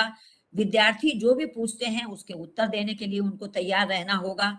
ऑनलाइन, ऑफलाइन क्लासेस होती हैं या ब्लेंडेड मोड में कक्षाएं होती हैं, पूरी तरह से उनको तैयार करना होगा, तभी राष्ट्रीय शिक्षा नीति 2020 का जो उद्देश्य है तभी पूरा होगा। और चूंकि हम जानते हैं कि मनुष्य एक ऐसा प्राणी है कि हर क्षण उसमें कौतूहल है, जिज्ञासा है। वो जिज्ञासा थी, कौतूहल था, तभी तो हम लोग कहते हैं कि आज हम जो सुविधाएं ले रहे हैं, कहते हैं चक्का मतलब पहिया, अग्नि और भाषा, इन्हीं चीजों पर आज जो हमारा वर्तमान है वो टिका हुआ है। तो शिक्षा भी तो इसी से जुड़ी हुई है, इसी में तो विकास हो रहा है। तो इसको केंद्र में रखते हुए, ये कौतूहल पूर्ण दृष्टि रखते हुए, हम लोग कहते हैं necessity is the mother of invention, आवश्यकता आविष्कार की जननी है। आगे बढ़ते जाएंगे और राष्ट्रीय शिक्षा नीति 2020 हमारे ख्याल से 2 साल के अंतराल में 22 तक बहुत चीजें हमारे सामने आने लग जाएंगी, और शिक्षक अपने को तैयार कर लेंगे। इसके अलावा एक चीज मैंने जो और नोट की है वो ये है कि इसमें है राष्ट्रीय अध्यापक शिक्षा परिषद 2022 तक राष्ट्रीय प्रोफेशनल मानक NPST तैयार कर लेगा, और फिर जो है किस प्रकार से शिक्षार्थी हों, शिक्षक हों, वो सारी चीजें हमारे सामने प्रकाश में आएंगी। और इसके अलावा NAAC करवा लेना है, राष्ट्रीय शिक्षा नीति में उसको भी महत्व दिया गया है, क्योंकि NAAC से ही अनुसंधान या रिसर्च की दूरी तय होगी। और ये बहुत सारे जो विश्वविद्यालय हैं या महाविद्यालय हैं या स्कूल हैं, वो अपने अपने स्तर पर राष्ट्रीय शिक्षा नीति को लेते हुए आगे बढ़ते जाएंगे, विकास करते जाएंगे। तो मेरा ये मानना है, और मेरा क्या बल्कि इससे जुड़े हुए जितने भी हमारे समाज के लोग हैं, शिक्षार्थी हैं, विद्वान हैं, वो यही समझते हैं, मानते हैं कि राष्ट्रीय शिक्षा नीति 2020 आज के समय की मांग है, और उसमें बहुत सारी विशेषताएं जिसको हम प्राचीन विद्या से जोड़ते हैं, गृहस्थ जीवन से पहले ब्रह्मचर्य है, ब्रह्मचर्य जीवन, गृहस्थ जीवन, उसके बाद आते हैं वानप्रस्थ, उसके बाद आते हैं सन्यास। वो पुरानी शिक्षा पद्धति थी कि मनुष्य को समाज में रहना है तो ही इन परिस्थितियों से गुजरना होगा। ये 4 आश्रम हुआ करते थे। तो आज की शिक्षा नीति उनको भी ध्यान में रखते हुए आगे की ओर बढ़ रही हो। जो मैंने शुरुआत में ही 2 पंक्तियां कही, वो वास्तव में राष्ट्रीय शिक्षा नीति 2020 से पूरी तरह से जुड़ जाती हैं। मुझे जो यहाँ मौका दिया गया आज, उसके लिए मैं हृदय से आप लोगों की आभारी हूँ। बहुत बहुत आभार, धन्यवाद। धन्यवाद मैम, आपने बहुत ही खूबसूरत तरीके से प्रस्तुत किया अपना आज का ये सेशन, और बहुत ही खूब सुंदर तरीके से एग्जाम्पल के साथ, बहुत इजी तरीके से, बहुत सरल बना के आपने प्रस्तुत किया। इसके लिए आपका धन्यवाद।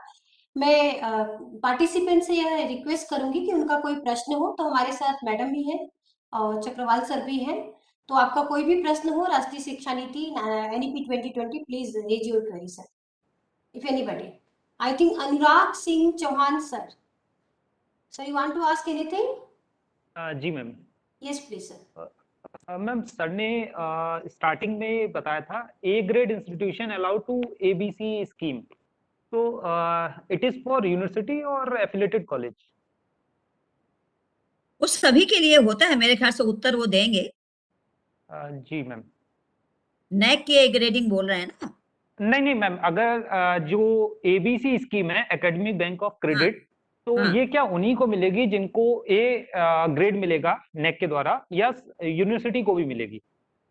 मतलब एफिलिएटेड कॉलेज को भी मिलेगी या फिर केवल यूनिवर्सिटी को? नहीं, कॉलेज को भी मिलेगी, लेकिन चक्रवाल जी उसका उत्तर देंगे, शायद जुड़े होंगे। जी। चक्रवाल सर शायद वो भी है नहीं, तो जी मिलेगी। हमारे ख्याल से तो दोनों को मिलेगी, विश्वविद्यालयों को भी मिलेगी और महाविद्यालयों को भी मिलेगी। जैसे इसमें बताया जो महाविद्यालय हैं वो मैम कहीं ना कहीं विश्वविद्यालयों से अटैच होते हैं। जी मैम, इसमें एक चीज और ही बताई थी, जो होस्ट होंगे, बेसिकली होस्ट वही बनेंगे। उन्होंने कुछ ऐसा स्टार्टिंग में एक लाइन बोली, जो A ग्रेड होंगे वही होस्ट बनेंगे, तो जो होस्ट है वो कॉलेज भी बन सकता है? यही मेरा क्वेश्चन था। वो बताएं, मेरे तो हिसाब से बन सकते हैं। Okay ma'am.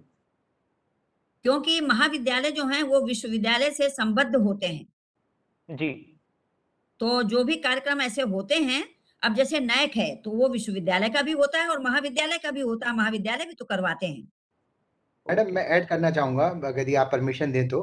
जी बिल्कुल बिल्कुल। मैं प्रोफेसर वैभव गोल्ड भारतीय स्वामी विवेकानंद सुभारती यूनिवर्सिटी से। मैडम, यहाँ पर ये चीजें हैं जो इंस्टीट्यूट NAAC कराने के लिए कैपेबल हैं। एक तो है कॉन्स्टिट्यूएंट कॉलेज का कंसेप्ट और एक है एफिलिएटेड कॉलेज। जो एफिलिएटेड कॉलेज हैं और अगर यदि उनको NAAC मैंडेटरी है तो उनको NAAC कराना पड़ेगा, उसके बाद ही फैसिलिटी मिलेगी। और जो यूनिवर्सिटी के with in campus constituent college हैं, उनके अपने इंस्टीट्यूशन है, वो उसमें पार्टी रहेंगे। जी बिल्कुल सही आप कह रहे हैं, 2 अलग चीजें होती हैं। जैसे मान लीजिए कोई एक यूनिवर्सिटी है तो उनके अपने कॉन्स्टिट्यूएंट कॉलेज भी होते हैं, तो वो उनसे जुड़ेंगे, लेकिन जो संबद्ध महाविद्यालय होते हैं वो अपना अलग से करवाते हैं। जी मैडम। क्योंकि हम यहाँ करवा रहे हैं, महाविद्यालयों में जा करके हमारा जो IQAC सेल है वो वहाँ ट्रेनिंग दे रहा है और वो अपना NAAC अलग से करवाएंगे। जी, यही है मैडम, बस यही ऐड करना चाह रहा था मैं। जी। अनुराग सिंह चौहान साहब, मुझे लगता है आपका क्लियर हो गया होगा। सर अभी भी और डाउट सर कहना चाह रहे थे कि जैसे स्टार्टिंग में जो ए ग्रेड है उनको ये फैसिलिटीज, जो होस्ट की फैसिलिटीज है, ये उन कॉलेजेस या मतलब उन्होंने ये नहीं ऐड किया कि यूनिवर्सिटी होगी या कॉलेज उनको मिलेगी। तो ए ग्रेड मेरा इंस्टीट्यूशंस हैं, मतलब उनको हम यूनिवर्सिटी कॉलेज में बाइफरकेट ना करें, जो भी अलग ए अलग ग्रेड इंस्टीट्यूशंस हैं। ओके ओके, उनको होस्ट बनाया जाएगा जी जी जी। बिल्कुल प्रायोरिटी। बिल्कुल, ओ जी जी जी। वो एफिलिएटेड जरूर है, संबद्ध जरूर है, लेकिन वो अलग से अपना करवा रहे हैं ना, तो होस्ट होंगे, क्यों नहीं होंगे। और सेकंड क्वेश्चन, ये जो में या नई जो 2020 शिक्षा नीति है, इसमें एक ये है कि फर्स्ट ईयर अगर कोई कोर्स करता है, जैसे किसी भी कोर्स में 4 ईयर या 3 ईयर का है, उसमें अगर वो फर्स्ट ईयर कंप्लीट करता है और उसके बाद वो सर्टिफिकेट जो कि होस्ट के द्वारा प्रोवाइड किया जाएगा, तो क्या वो सभी कोर्सेज के लिए एप्लीकेबल होगा या प्रोफेशनल कोर्सेज में कुछ वेरिएशन या चेंजेस? सबके लिए, सबके लिए। सबके लिए इक्वल है। हाँ जी, और हाँ जी। लेकिन वो वही फर्स्ट मैंने ईयर के शुरुआत बाद में कहा ना, जी वही जी मैंने जी शुरुआत में कहा कि बच्चों की काउंसलिंग बहुत जरूरी है, कि वो इसको ना सोचें कि हम 1 साल में चले जाएंगे। बढ़ावा ये देना है कि आप 3 साल पढ़ें, और उसमें भी आपको आगे मालूम है कि अब पीजी जो है, एमफिल खत्म हो गया है, पीजी जो है वो 2 साल का है, और यदि इंटीग्रेटेड करते हैं रिसर्च के साथ लेकर तो 5 साल का है। यस मैम, इस सारी चीजें ध्यान में रखनी है। Yes ma'am, thank you ma'am. किसी और का कोई प्रश्न है तो ठीक है, नहीं तो फिर हम प्रोग्राम को आगे ले चले। मैम यस, मेरा एक प्रश्न है। मैं रश्मि सिंह, मैं गवर्नमेंट कॉलेज करनाल में हूँ, हरियाणा में पोस्टेड हूँ। मैडम, मेरा ये सवाल है कि इस बारे में, न्यू एजुकेशन पॉलिसी के बारे में, जो हमारे स्टेक होल्डर्स हैं यानी हमारे स्टूडेंट्स हैं, उनको मैम इस बारे में कोई जानकारी है नहीं। मतलब जो हमारे स्टेक होल्डर्स को ही नहीं पता, तो आगे के लिए तो हम लोग अकेले उसमें क्या कर सकते हैं, बिकॉज उन्हीं के लिए बना हुआ है ये बेसिकली। तो आपका मैम विश्वविद्यालय अवेयरनेस जी आप किसी विश्वविद्यालय से अटैच होंगे, जी मैम, संबद्ध जी होंगे? मैम, जी मैम। तो आपका विश्वविद्यालय, जैसे हम लोग लगातार जो हमारे हमारे इस वीर बहादुर सिंह पूर्वांचल विश्वविद्यालय के से 980 कॉलेज संबद्ध हैं, एफिलिएटेड जी हैं। हम जहां जहां संभव हो पाता है हम लोग जा करके और हम विद्यार्थियों को संबोधन करवाते हैं, और साथ में ऑनलाइन ऑनलाइन अवेयरनेस, जो आप कह रहे हैं, ये ऑनलाइन हम जुड़ते हैं एक जगह, और सारे लोग ऑनलाइन जुड़ करके हम इस प्रकार के अवेयरनेस प्रोग्राम चलाते हैं। तो मैम ये फिर मतलब हमारी जो एफिलिएटेड जिससे हम हैं यूनिवर्सिटी से, उन लोगों ने करवाना है। तो मैम हम अपने लेवल पे भी कुछ करवाएंगे इसमें या कुछ? नहीं, जी बिल्कुल आप अपने लेवल पर करवाइए। जो जी कॉलेज के प्रिंसिपल्स होते हैं और जो भी मैनेजमेंट होता है, उनके जी साथ विश्वविद्यालय जुड़ते हैं, और जी विद्यार्थियों को भी जोड़ा जाता है। तो चूंकि जी कोविड था, इसलिए हम ऑफलाइन तो नहीं जो हो पा रहा था, ऑनलाइन जुड़ रहे थे। अब जी जो है वो ऑफलाइन भी शुरू हो गया है। तो हमारे जी जैसे असिस्टेंट रजिस्ट्रार हैं, या हमारे रजिस्ट्रार साहब हैं, या शिक्षा से जुड़े हुए IQAC के लोग हैं, वो जाते जी हैं। जैसे एक नोडल केंद्र बना दिया, और वहां जी पर 10 जगह के लोग इकट्ठे हो जाते हैं, और वहीं पर उनको इसका संबोधन दे दिया जाता है, अवेयरनेस प्रोग्राम चला लिया जाता है, 1 घंटे का, 2 घंटे का चला लिया जाता है। जी मैम, थैंक यू। इसमें मैं मैडम ऐड अगर ये करना परमिट करें, मैं चाहूंगा। एक चीज ऐड करना चाहूंगा यहाँ पर। बताइए। हाँ, जैसा कि रश्मि मैडम जी ने कहा कि मतलब अवेयरनेस, तो NEP 2020 को पढ़ेंगे तो उसमें क्लियर लिखा है कि ऑल द टीचर्स, बिल्कुल, the responsibility lies on all the faculty members to understand and to शुरुआत में स्प्रेड वही कहा अवेयरनेस। कि जब दैट राष्ट्रीय इज शिक्षा नीति, पहली जी बात सर। तो उसको नई शिक्षा नीति नहीं बोलना है, वो राष्ट्रीय हर शिक्षा नीति अपने समय में बिल्कुल, बोली। एजुकेशन पॉलिसी जो है, नेशनल एजुकेशन राष्ट्रीय पॉलिसी जो। शिक्षा नीति 2020, मैंने जी आपको शुरुआत में ही कहा था कि कोई विद्वानों ने बैठकर कमरे में नहीं बनाई है। बिल्कुल इसमें समाज के लोग, उद्यमी लोग, शिक्षक, शिक्षार्थी, सारे लोग जुड़े हैं। उनके सजेशन मंगाए गए थे कि हम इस शिक्षा नीति को कैसे अच्छा बना सकते हैं, समसामयिक, कंटेम्परेरी बना सकते हैं। तब ये जी राष्ट्रीय शिक्षा नीति 2020 बनाई गई है। और जिसको हम बार बार आज शिक्षा कह रहे हैं, मैं बार बार कहती हूँ, वो विद्या है। आप अभ्यास करते हैं, हर चीज आज अभ्यास मांगती है। शिक्षार्थी कितना भी शिक्षा ग्रहण कर ले, लेकिन यदि वो अभ्यास नहीं करता है तो कक्षा में खड़े होकर बोल नहीं सकता है। इसीलिए हम छात्र परिषद करवाते हैं, माने एक दिन सुनिश्चित करते हैं कि विद्यार्थी अपनी कक्षा में 2 घंटे एक टीचर या 2 टीचर बैठते हैं, उनको एक टॉपिक दिया जाता है, उस पर वो 5 मिनट बोलें। आप देखिए कि पहली बार विद्यार्थी नहीं बोलता है, लेकिन जब तीसरी चौथी बार, लेकिन हम क्या करते हैं कि विद्यार्थी को 5 मिनट वहीं खड़ा रखते हैं। आपका 5 मिनट समय है, आप 5 मिनट खड़े रहिए। क्या बोलते हैं, एक बार नहीं बोलेगा, 2 बार नहीं बोलेगा, फिर बोलता है। तो ये जो हम कहते हैं ना, करत करत अभ्यास के जड़मति होत सुजान रसरी। आप अभ्यास, शिक्षा ले लेना काफी नहीं है। आपने 100% शिक्षा में क्या 2% सीखा, वो 2% यू कैन प्रेजेंट और नॉट। यदि आप वो 2% प्रेजेंट कर पाते हैं तो ठीक है, नहीं तो आप कहाँ से नौकरी पाएंगे, कहाँ से उद्यम करेंगे, आपको कुछ आता ही नहीं है। जी थैंक यू बताएं। So much ma'am. Hello Thank you, sir. Rashmi ji. जी सर। मैं professor Jayant Tripathi, university of Allahabad. जी सर। नमस्कार सर। नमस्कार। केवल और केवल नमस्कार नमस्कार। आप निर्भर न रहें। जी आज में जिस महाविद्यालय में, कॉलेज में आप हैं, जी अध्यापक की ड्यूटी है, दायित्व है कि वो कोई ना कोई इस तरीके का कार्यक्रम 1 घंटे 2 घंटे का ओरिएंटेशन कोर्स चलाए, सारे बच्चों को बैठाए और सारे लोग जो है उनको इस जो प्रणाली है 1 साल 2 साल 4 साल की, जी इसके बताए, पैरेलल एंट्री और पैरेलल और एग्जिट की। ठीक जी है। इसके साथ साथ विद्यालय को चाहिए, आपके यहाँ IQAC सेल होगा विद्यालय में, हर जी हर जगह होता है, जी हर जगह सेल होता है। जी हाँ IQAC सेल की रिस्पांसिबिलिटी है कि वह इस तरीके के कार्यक्रम कराए, और साथ में जो स्टेक होल्डर, उनके गार्जियन हैं, अभिभावक हैं, जी उनको हो सकता है कि अगर आपके यहाँ 1000 विद्यार्थी हैं तो 100 अभिभावक आएंगे, 50 जी अभिभावक आएंगे, लेकिन पहली जी बार 50 और 100 आएंगे, बाद में ये बढ़ते जाएंगे। जी बुला के समझाना है, उनको बुला के, एक जैसे छोटे विद्यालयों में PTM होता है, पेरेंट्स टीचर मीटिंग, इस तरीके का पेरेंट्स टीचर मीटिंग नहीं होगा, लेकिन जी जी कोर्स अभिभावकों को भी देना चाहिए। तो इससे जी IQAC सेल का जो है महाविद्यालय का, ये उसकी रिस्पांसिबिलिटी है, वो करे, केवल विश्वविद्यालयों पे निर्भर न रहे। जी सर। और दूसरी एक बात और है, मैंने बार बार कहा, अभी भी चक्रवाल साहब बैठे हुए हैं, जानते हैं कि हम लोग हर कार्यक्रम से जुड़ जाते हैं जहां कहीं कुछ सुनने और सीखने को मिलता है। MOU अवश्य कराइए, क्योंकि अभी जी हमने गुरु नानक कॉलेज चेन्नई से MOU किया है। हो सकता जी है कि हमारे विश्वविद्यालय में एक फील्ड में हम बहुत अच्छे हों, दूसरे फील्ड में हम कमजोर हों, उस फील्ड में वो आदमी अच्छा हो, कहीं कोई रिसर्च में अच्छा होगा, कहीं कोई स्किल डेवलपमेंट में अच्छा होगा। तो ये जो हाँ, MOU हो रहे हैं, उसमें जी हमने अभी 4 महीने का प्रोग्राम, 1-1 महीने का एक प्रोग्राम हमने बना लिया है। तो हम जी ये विचारों का आदान प्रदान करेंगे, जिससे कि हम बहुत चीजों को सीख पाए। जी मैम। मैम फिर आपके साथ, अगर आपके वाले इंस्टीट्यूट के साथ हमें यूनिवर्सिटी के साथ MOU करना है तो हम कर सकते खुशी हैं? से करिए, खुशी से करिए। मेरा नंबर आप नोट करेंगे, आप नंबर ले जी लीजिए, मैम। चाहे तो मेरे से जी मैम प्लीज। Yes ma'am. आप जी नंबर मैम नोट करिए, मैं बताइए। बोल रही हूँ जी 988 हाँ जी 404 जी 2944। जी ये थैंक यू वेबसाइट सो पर मच जाएंगे, मैम। मेरी वेबसाइट है वीर बहादुर सिंह पूर्वांचल विश्वविद्यालय जौनपुर। जी मैम। मैं यहाँ VC हूँ। How nice ma'am.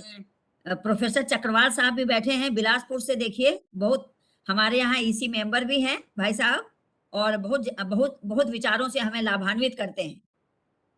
जी तो मैम ऐसे हम लोगों से कोशिश। आप जुड़िए, और आप जो है या तो यूनिवर्सिटी और कॉलेज का करा लीजिए, या किसी जी सब्जेक्ट का भी आप करा सकते हैं, जैसे कंप्यूटर साइंस है, या आपका जो भी हो, रिसर्च का फील्ड मैम हो। मास कम्युनिकेशन के साथ हो सकता है, देखिए जनसंचार के। मास देखिए कम्युनिकेशन कोई भी MOU करें, मैं जी थोड़ा बीच में इंटरप्ट कर रहा हूँ, कोई भी MOU करें, जी होता क्या है, वो रिचुअल ना हो, वो कोई बस मतलब एक दिन तो आपने बड़ा अच्छा कार्यक्रम कर लिया, एक बड़ा न्यूज मीडिया प्रिंट में सब जगह आ गया, तो उसकी फलश्रुति क्या है, वो हम अल्टीमेटली क्या, नहीं उससे बिल्कुल नहीं। उससे हमें फायदा क्या हो रहा है, ये जरूर देखना है। जी सर। जैसे मान लीजिए नहीं, पूर्वांचल ये विश्वविद्यालय लगातार के चलता है। हाँ, जी जैसे जी मान लीजिए आपने पूर्वांचल ये जो विश्वविद्यालय के साथ कोई MOU किया, तो जी पूर्वांचल विश्वविद्यालय, दिस सी, MOU का मीनिंग ये होता है, उसका ऑब्जेक्टिव क्या होता है, साइनर्जी। साइनर्जी जी मीन्स बस 2 अलग अलग इंस्टीट्यूशन साथ में आ रहे हैं, और दोनों जी। मिल करके कुछ बढ़िया काम कर रहा है। और जो अल्टीमेटली इस एजुकेशन पॉलिसी का ऑब्जेक्टिव है कि रिसोर्सेज हम रैशनलाइज करें।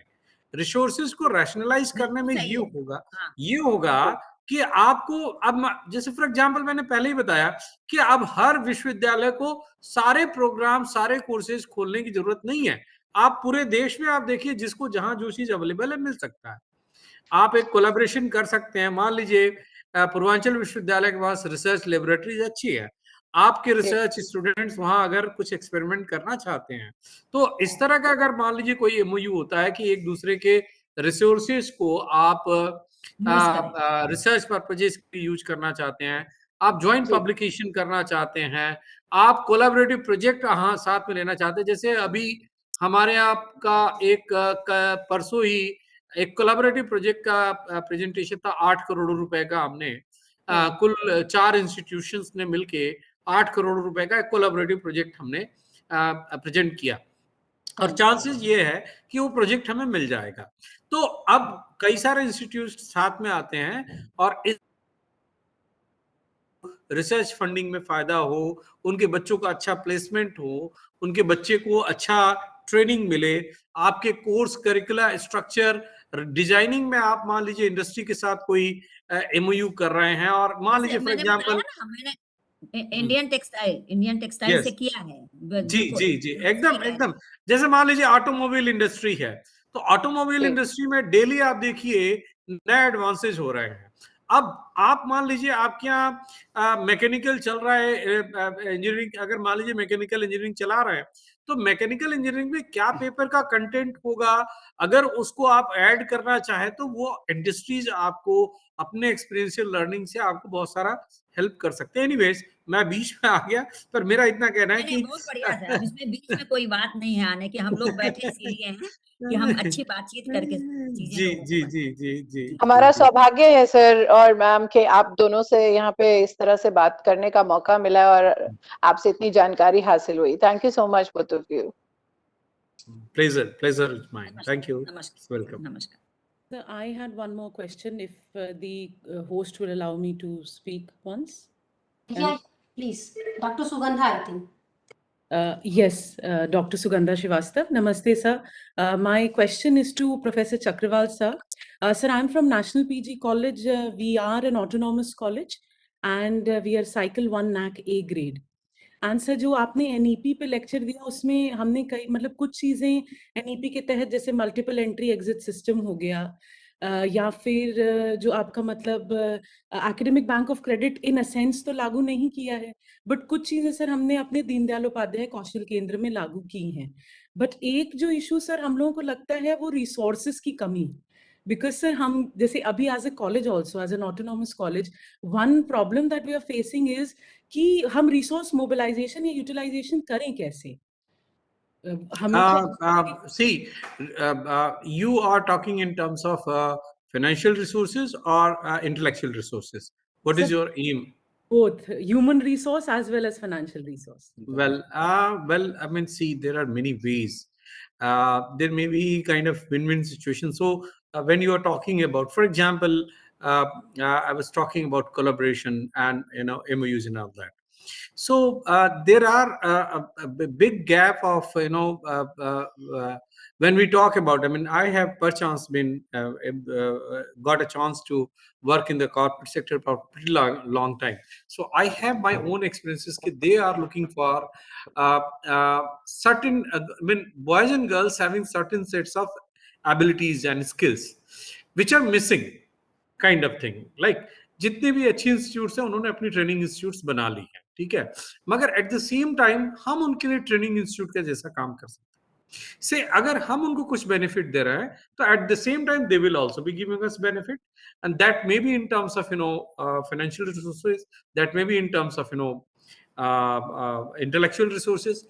एट द सेम टाइम क्या होता है कि बहुत सारे प्रोग्राम्स ऐसे होते हैं, बहुत सारे प्रोजेक्ट्स ऐसे होते हैं, बहुत सारे स्कीम्स ऐसे होते हैं जिनके बारे में हमें नहीं पता होता है। फॉर एग्जाम्पल मैं बताऊं, जैसे होटल एंड टूरिज्म मैनेजमेंट के लिए अगर कोई मान लीजिए प्रोग्राम आप चालू करते हैं, ठीक है, तो एट ए स्ट्रेच टूरिज्म मिनिस्ट्री जो है आपको 2.5 करोड़ रुपया वन टाइम ग्रांट दे देती है और वो मांगती नहीं है आपसे वापस। 2.5 करोड़ रुपया होटल एंड टूरिज्म का कोर्सेज के लिए अगर कोई प्रोग्राम चालू करते हैं, 2.5 करोड़ एट ए स्ट्रेच मिल जाता है। तो हमें कई बार क्या होता है, गवर्नमेंट पॉलिसीज को प्रॉपरली स्टडी करना है, गवर्नमेंट स्कीम्स को प्रॉपरली स्टडी करना है, और वहां पर बहुत सारे ऐसे प्रोग्राम्स हैं, बहुत सारी ऐसी स्कीम्स हैं जिसके तहत आपको ट्रेनिंग भी मिल सकती है, फाइनेंस भी मिल सकता है, सपोर्ट भी मिल सकता है। सो एंड मोर ओवर, देखिए ये तो गवर्नमेंट की साइड थी। हम corporate social responsibility CSR scheme के तहत देखिए, billions of rupees are available, हमें उनको टैप करना है, उनको अश्योर करना है कि your fund, your money will not be misused. आप ज्यादा से ज्यादा ये कर सकते हैं कि उनकी एडवाइजरी में उनके लोगों को आप अपने साथ जोड़ सकते हैं कि you come and see how it is being monitored.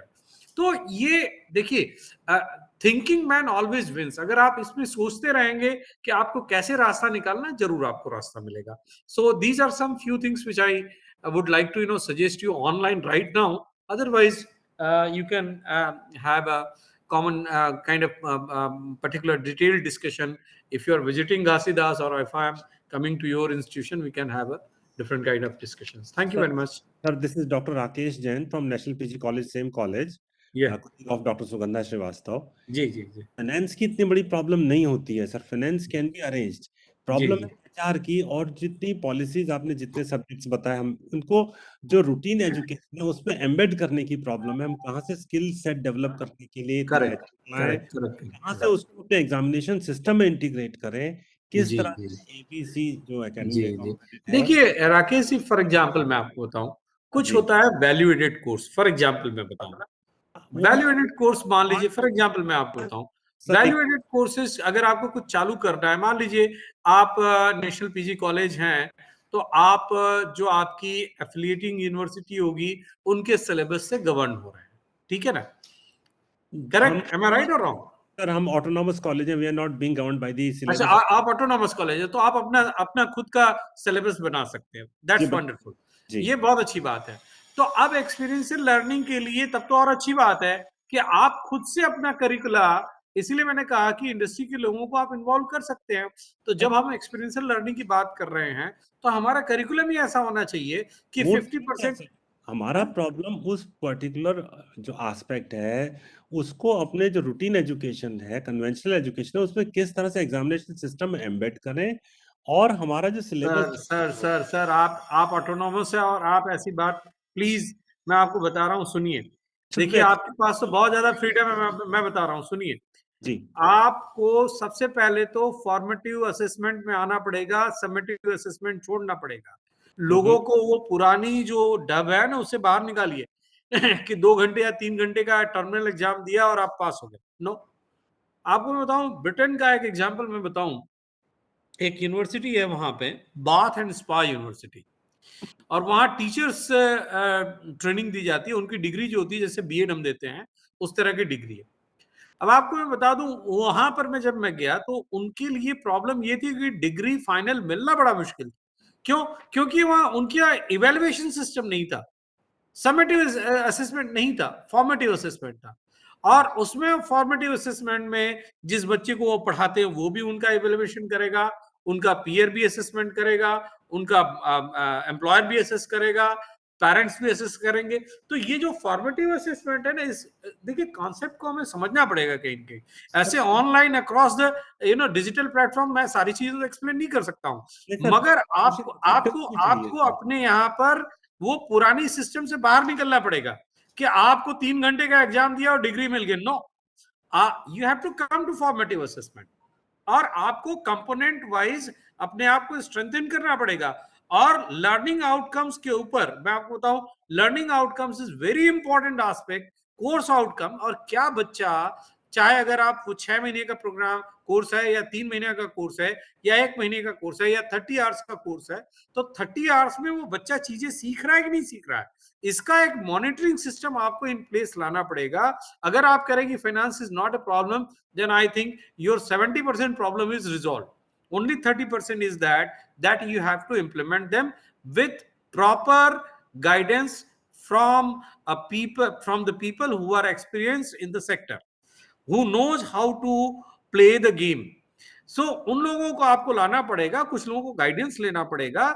ऐसा कुछ भी कठिन या अलग नहीं है इस एजुकेशन पॉलिसी में जिसको आप लागू नहीं कर सकते हैं. सर वो So श्रीवास, सोशल एक्सेप्टेंस चाहिए सर, सोशल एक्सेप्टेंस. हाँ, अभी ये अलग बात बता रहे. देखिए ये चीज आपकी नहीं है. देखिए सोशल एक्सेप्टेंस तो देखिए, चेंज जब भी आता है तो रेजिस्टेंस होता है. आप छोटा सा घर में कलर चेंज करते हैं ना, तो उसमें भी रेजिस्टेंस होता है. आप समझ रहे हैं? वो आप ठीक कह रहे हैं. आप देखिए जो खाना खाते हैं आप, मान लीजिए उत्तर प्रदेश में वहां बैठ करके, जैसे ही आप दक्षिण भारत में जाएंगे तो आप कहेंगे क्या ये इडली सांभर आ गया. तो आपको हर लाइफ में हमेशा जैसे ही चेंज आता है रेजिस्टेंस आता है. तो आपको चेंज तो एक्सेप्ट करने के लिए रेडी रहना पड़ेगा sir. Acclimatisation and adaptation is the part of our life. अगर वो नहीं है तो हम आउटडेटेड हो जाएंगे सर, और सर, फिर हमें कोई नहीं पूछेगा. क्या होता क्या है सर कि बच्चे को जब हम डिग्री देने की बात करते हैं ना, या उसका असेसमेंट नया कुछ भी करने की कोशिश करते हैं, तो जब हमारा बच्चा दूसरी जगह मार्कशीट लेकर के जाता है, या वो यहीं पर ही आपस में बात करने लगता है, बच्चा उसके पेरेंट्स बात करने लगते हैं कि अरे यहाँ तो इम्तिहान नहीं हो रहे, फॉर्मेटिव, ये कोई ऐसे डिग्री कोई मिला करती है. मतलब people are not yet prepare to accept this kind of formative assessment और any kind of deviation from the traditional form of education. For that we really need time, we cannot do it overnight. See, sir, this education never talks that you are going 100% formative. Understand? We have to have certain ratio of assessment through evaluation and assessment and kind of thing. So, sir, these are teething problems you have to face with that, and somehow you have to implement it over the period of time. Resistance will be there, you have to face, and that is your intelligence and ability how you are coping up with the situation. And they are institutions to institution, and they are space to space and region to region different. They cannot be same all the time. Those institutions which are accepting and adopting, they are moving fast, they are doing wonderful. I tell you, recently I was in a university, and I'll not name the university because this will not be a good thing. They got A++, 3.71, and promoters of the university said over the in coming 3 to 4 years they will put a banner, no job seekers are allowed to take admission here. No job seekers, only job givers will be allowed to. And I tell you, they are creating entrepreneurs like anything. And I tell you, they are unicorns. Unicorns means $1 billion net worth. The student of that university is unicorn. I tell you, $1 billion net worth. Now you imagine $1 billion net worth means how much money in Indian currency. And I'm not saying anything which is out of this world. I'm talking with my personal experiences. Srivastava साहब, देखिए argument करने के लिए बात अलग होता है. आप हर बात को नेगेट करते रह सकते हैं कि यहाँ बच्चे ये कह रहे हैं, वहां बच्चे कह रहे हैं. लोग आगे बढ़ रहे हैं सर, डिग्री. और मैं आपको बताऊं, उनकी एक सेमेस्टर की फीस कितनी है? Can you imagine? 2 लाख रुपए चार्ज करते हैं एक सेमेस्टर का. और लोग लाइन लगाकर खड़े हैं उनको पैसा देने के लिए कि हम आपके पढ़ने के लिए तैयार है. और वहां से बच्चे निकलते हैं सर बिलियनियर्स, और वो बच्चे निकल के अपनी बिजनेस, अपना स्टार्टअप चला रहे हैं, अपना इंक्यूबेशन चला रहे हैं, अपना बिजनेस चला रहे हैं. They are not job seekers. उनको ये नहीं पता कि हाँ सर मुझे 15,000 की नौकरी में कहीं रख लो. नो. सो ये होता है अपना गट्स एंड कॉन्फिडेंस. अगर आप ऑटोनॉमस हैं, आप चाहें तो कर सकते हैं, बाकी तो ठीक है. घंटों तक रुचि मैडम अगर कहेंगे तो हम आपसे बात करने के लिए तैयार हैं. Thank you very much. Thank you so much sir at input, and indeed आपके सजेशंस बड़े वैल्यूबल थे और हम इसको इम्प्लीमेंट भी करेंगे. और अगर कभी हो सकता है तो we'll like to invite you to our college also to Thank you. Actually deliberate. Thank you so much sir. Sir I think time is over. So Chakrawal sir, I think you have other assignment. Can we take question or can we start? Because time is over. Well, at least one question I would like. Okay, fine, Thank fine. I will ask. I think Hello. Avadhesh Sharma. Avadhesh Sharma is asked. Yes, yes, hello. Am I audible, sir? Alok, sir? Completely, Very sir. much. Please, sir. Okay, okay. Sir, actually, this question is regarding the courses which are governed by the councils, like BSc B.Ed courses or B.Ed courses or pharmacy courses or law courses. So they have very structured kind of syllabus provision. So how to implement that NEP in that, because they have not given any direction till now No, regarding that? they are doing at their level. It will come from the nodal agency and governing agency. They will be giving you all setup. You need not to worry for that. Okay, they will be giving. Okay, thank you. Yeah, Thank you. yeah, of course. So Ruchi ma'am, I think last question was answered. Thank you. Yes, sir. Okay, Am sir. I allowed so to please- quit now? Sorry, sir. Am I allowed to quit now? Sir, just 2 minute give. I just want to propose the vote of thanks. So now the program is end. This is the time to propose the formal vote of thanks to today the great personality, Professor Chakrawal sir and Professor Nirmala S. Maurya madam. And both are involved very deeply and not only given the presentation about the NEP 2020, also they have provided many things related to NEC also, that is MOU and everything. So this is very fruitful, I think, all the participants. Thank you so much. So first, I want to thank our Honorable Director, Professor S.C. Sharma. They are very initiative. They are always taking this pain to create this kind of program, NEP 2020. So thank you so much, sir. And now I formally thanks, heartfelt thanks to our Professor Chakrawal sir, Vice Chancellor of Guru Ghasidas University, and Professor Nirmala S. Maurya, Vice Chancellor of Bir Bahadur Singh Purvanchal University, for your support. And also they are thank you accepting our invitation in this busy schedule. Thank you so much, both of you. And I also thanks my our respected participants. They are actively participates and asking your questions. Thank you so much for your participation. I also thanks my team, Professor Abhi, Raj sir, and B.S. Ponvadiraj and Dr. Nilesh. Thank you all, and ICT, thank you so much. So thank you so much. If you have any query, please raise NAChelpdesk@gmail.com. Thank you so much. Thank you. Thank you all. Namaskar. Thank you so much, sir.